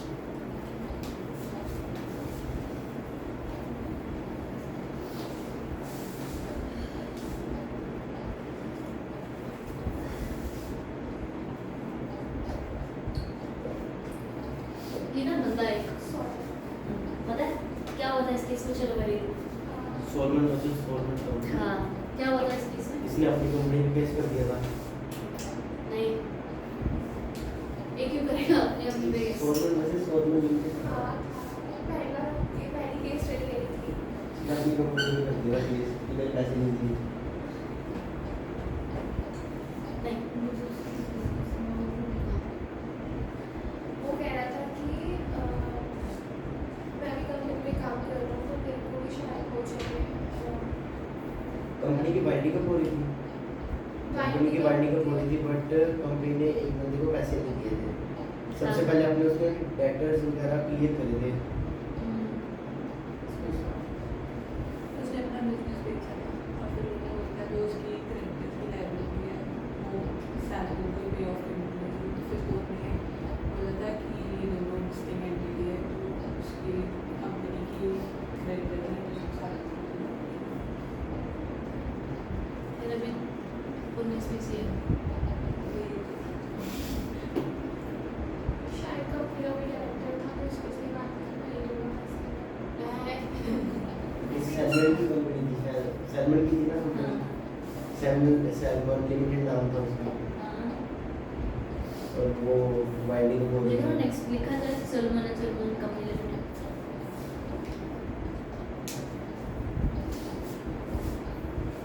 करते हैं अभी ना अपना एक सलमान भाई, ठीक है, शुरू से ढंग से। अब ये जो भाई है ना, ये क्या है? मोची है, बहुत नामचीन अच्छे मोची है, सही काम चल रहा है इनका, बहुत नाम है मोचियों में, मोची फेमस है इंसान, ठीक है, याद रहेगा। अब ये जो इंसान है ना, इनका चलता है बिजनेस। मैंने कहीं पर भी नहीं बोला कि कंपनी है, मैंने बोल रहा हूँ इनका चलता है मोची का काम का बिजनेस, ठीक है, बढ़िया अपना काम चल रहा है, पैसा चला रहे हैं, सब कुछ सही है, क्लैरिटी। एक दिन इनको ख्याल आया कि यार बिजनेस इतना अच्छा चल रहा है तो कंपनी बना लेते हैं, नाम हो जाएगा थोड़ा सा, राइट। तो फिर उन्होंने नेक्स्ट स्टेज दिया। नेक्स्ट स्टेज इन्होंने बनाया अपना सुलमान वाला कंपनी, ठीक है, यहाँ तक क्लैरिटी। जब कंपनी बनाई तो इन्होंने सोचा कि अच्छा exactly if I am the one who is making the company तो I should hold majority of the shares, correct. तो इन्होंने क्या किया, अपने शेयर्स जो थे ना वो अपने वाइफ और सन्स के बीच में बांट दिए। इनके पास 4 बेटे हैं, ठीक है, ठीक है। तो कुछ शेयर्स इनको दे दिए और बाकी के शेयर्स अपने पास रख लिए। मेजॉरिटी शेयर्स मान लो 90% इनके पास है, 10% इनके पास है, वो मैक्स देख लेगी बात। यहाँ तक क्लियर किया, सही सेट, कोई डाउट? बढ़िया। अब इस कंपनी ने जब कंपनी ने अपना काम शुरू करने की कोशिश की तो क्या सोलमान कंपनी कुछ काम करती है? बात सोचो एक बार, क्या सोलमान कंपनी कोई काम करती है? सोलमान भाई काम करते हैं मोची का, कंपनी काम करती है, तो कंपनी बनाई क्यों? है ना कुछ अंतर। तो इसीलिए ही सलमान भाई जो है ना वो अपना बिजनेस इस कंपनी को पहले सेल करेंगे तो जाके कंपनी कुछ काम करेगी। पॉइंट समझ में आ रहा है? हमको यहाँ पर डटे रहो डिस्टिंक्ट।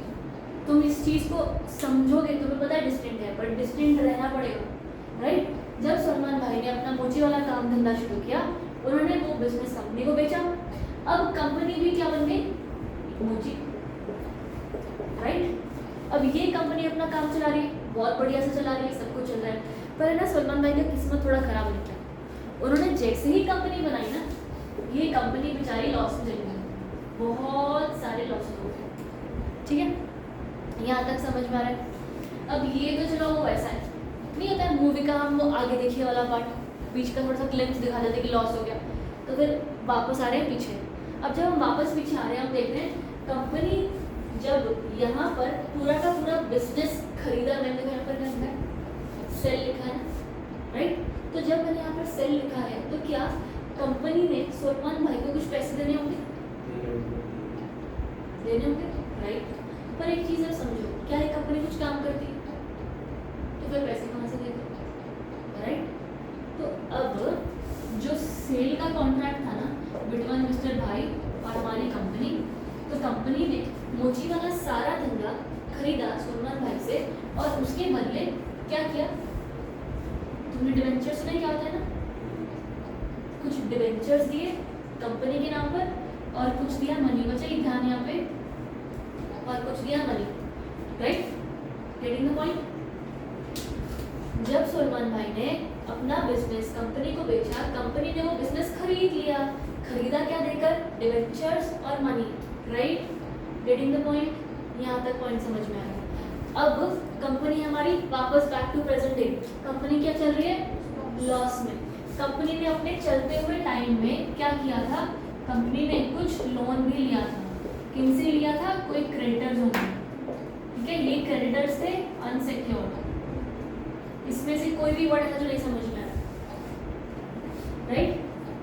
स्टोरी हमारी कहाँ से चल रही है, भाई ने अपना बिजनेस बनाया, बिजनेस बेच दिया कंपनी को, कंपनी ने वो बिजनेस खरीद लिया, उसके बदले क्या दिए, डिवेंचर्स और सम मनी, राइट। डिवेंचर्स एक टाइप ऑफ सिक्योर्ड लोन होता है, राइट। अब back to this day company क्या चल रही है, लॉस में। कंपनी का प्रेजेंट स्टेटस क्या है, दो टाइप के लोन चल रहे हैं। अब अगर तुम ध्यान दोगे यहाँ पर, तो अगर प्रेजेंट डे है तो प्रेजेंट डे में कंपनी के दो स्टेटस चल रहे हैं। कंपनी के पास कुछ एसेट्स होंगे, राइट। जो एसेट्स हैं इस वक्त एग्जांपल के तौर पर मैं बोल रही हूँ, मान लो 6000 के एसेट्स हैं, ठीक है। और इस वक्त जो कंपनी के पास लोन है ना, ये बोरोइंग्स है, वो दो तरीके की हैं, कौन सी सिक्योर्ड अनसिक्योर्ड। सिक्योर्ड इज तुम्हारे डिवेंचर्स, वो मान लो 8000 के, और अनसिक्योर्ड, ठीक है, वो मान लो 2000 के। तो टोटल 10,000 का लोन है, और उस 10,000 की भरपाई करने के लिए है सिर्फ 6,000 रुपये। यहाँ तक सब सेट हो, clarity. Later on what happens is, जब कंपनी ठप होने लगी ना, तो कंपनी अपनी वाइंडिंग अप के टाइम पर पैसा वापस करती है, राइट। जब कंपनी वाइंडिंग अप के टाइम पर पैसा रिटर्न कर रही थी, तो उन्होंने ना बोला कि प्रायोरिटी वाइज पहले किसको पे ऑफ किया जाता है, सिक्योर्ड को, गेटिंग द पॉइंट। तो पहले सिक्योर्ड को पे किया जाता है, और यही चीज़ डिसाइड हुई। जब ये होने लगा तो सारे अनसिक्योर्ड वाले घबरा गए, बोला अरे यार ये तो गलत बात नहीं हो गया, यही भाई है, यही कंपनी है, और यही पूरा खानदान है। जब कंपनी लॉस में जा रही है तो हमारा पैसा लौटाओ ना, उसी का ही खुद का पैसा उसी को ही क्यों लौटा रहे हो, we should be the ones who should get it, correct? They both are the same persons only, Salman और सलमान कंपनी दोनों तो सेम ही है। That is when the distinct legal entity came in। और दूसरा प्रायोरिटी ऑफ पेमेंट और repayment of loan की, ठीक है। तो उन्होंने बोला पहली बात तो ये कि दोनों अलग अलग हैं, तो आप ये तो बोला ही मत कि दोनों एक जैसे हैं। और दूसरी बात ये कि हमने बना रखा है कि पहले सिक्योर्ड पे किए जाते हैं, फिर अनसिक्योर्ड पे किए जाते हैं। इसलिए ही सलमान कंपनी के लिए ये डिसीजन लिया गया, the court held that first of all the loan of debentures would be paid off which indirectly belong to Salman भाई, and then the unsecured will be paid off. But unfortunately unsecured के लिए कुछ बचता ही नहीं था, तो सलमान भाई को चलो अपना 6,000 का मिल गया सामान, 2,000 में तो उसको भी लॉस हुआ, बाकी का कोई भी कुछ भी नहीं कर सकता। कंपनी वाइंड अप हो गई, और there was no case to be held on anybody, ना कंपनी पे ना सलमान भाई पे, क्योंकि कंपनी डिस्टिंक्ट है। बताओ, कंपनी को तो वो फेस कर सकते हैं ना, जब आप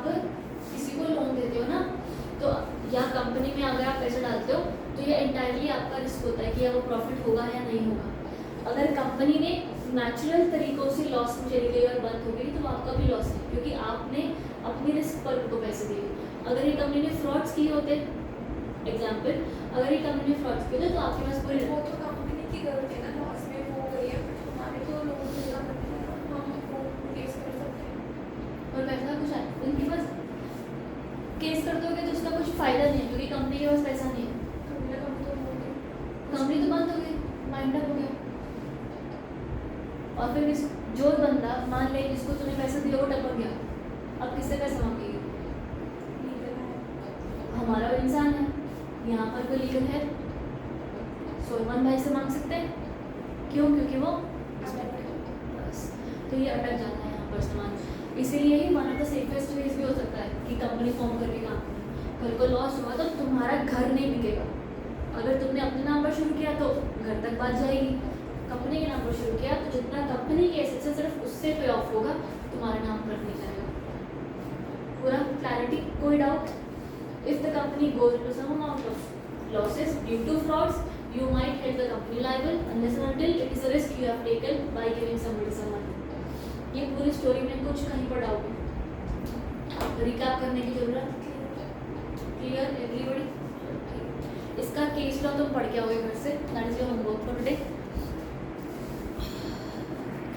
केस लो तो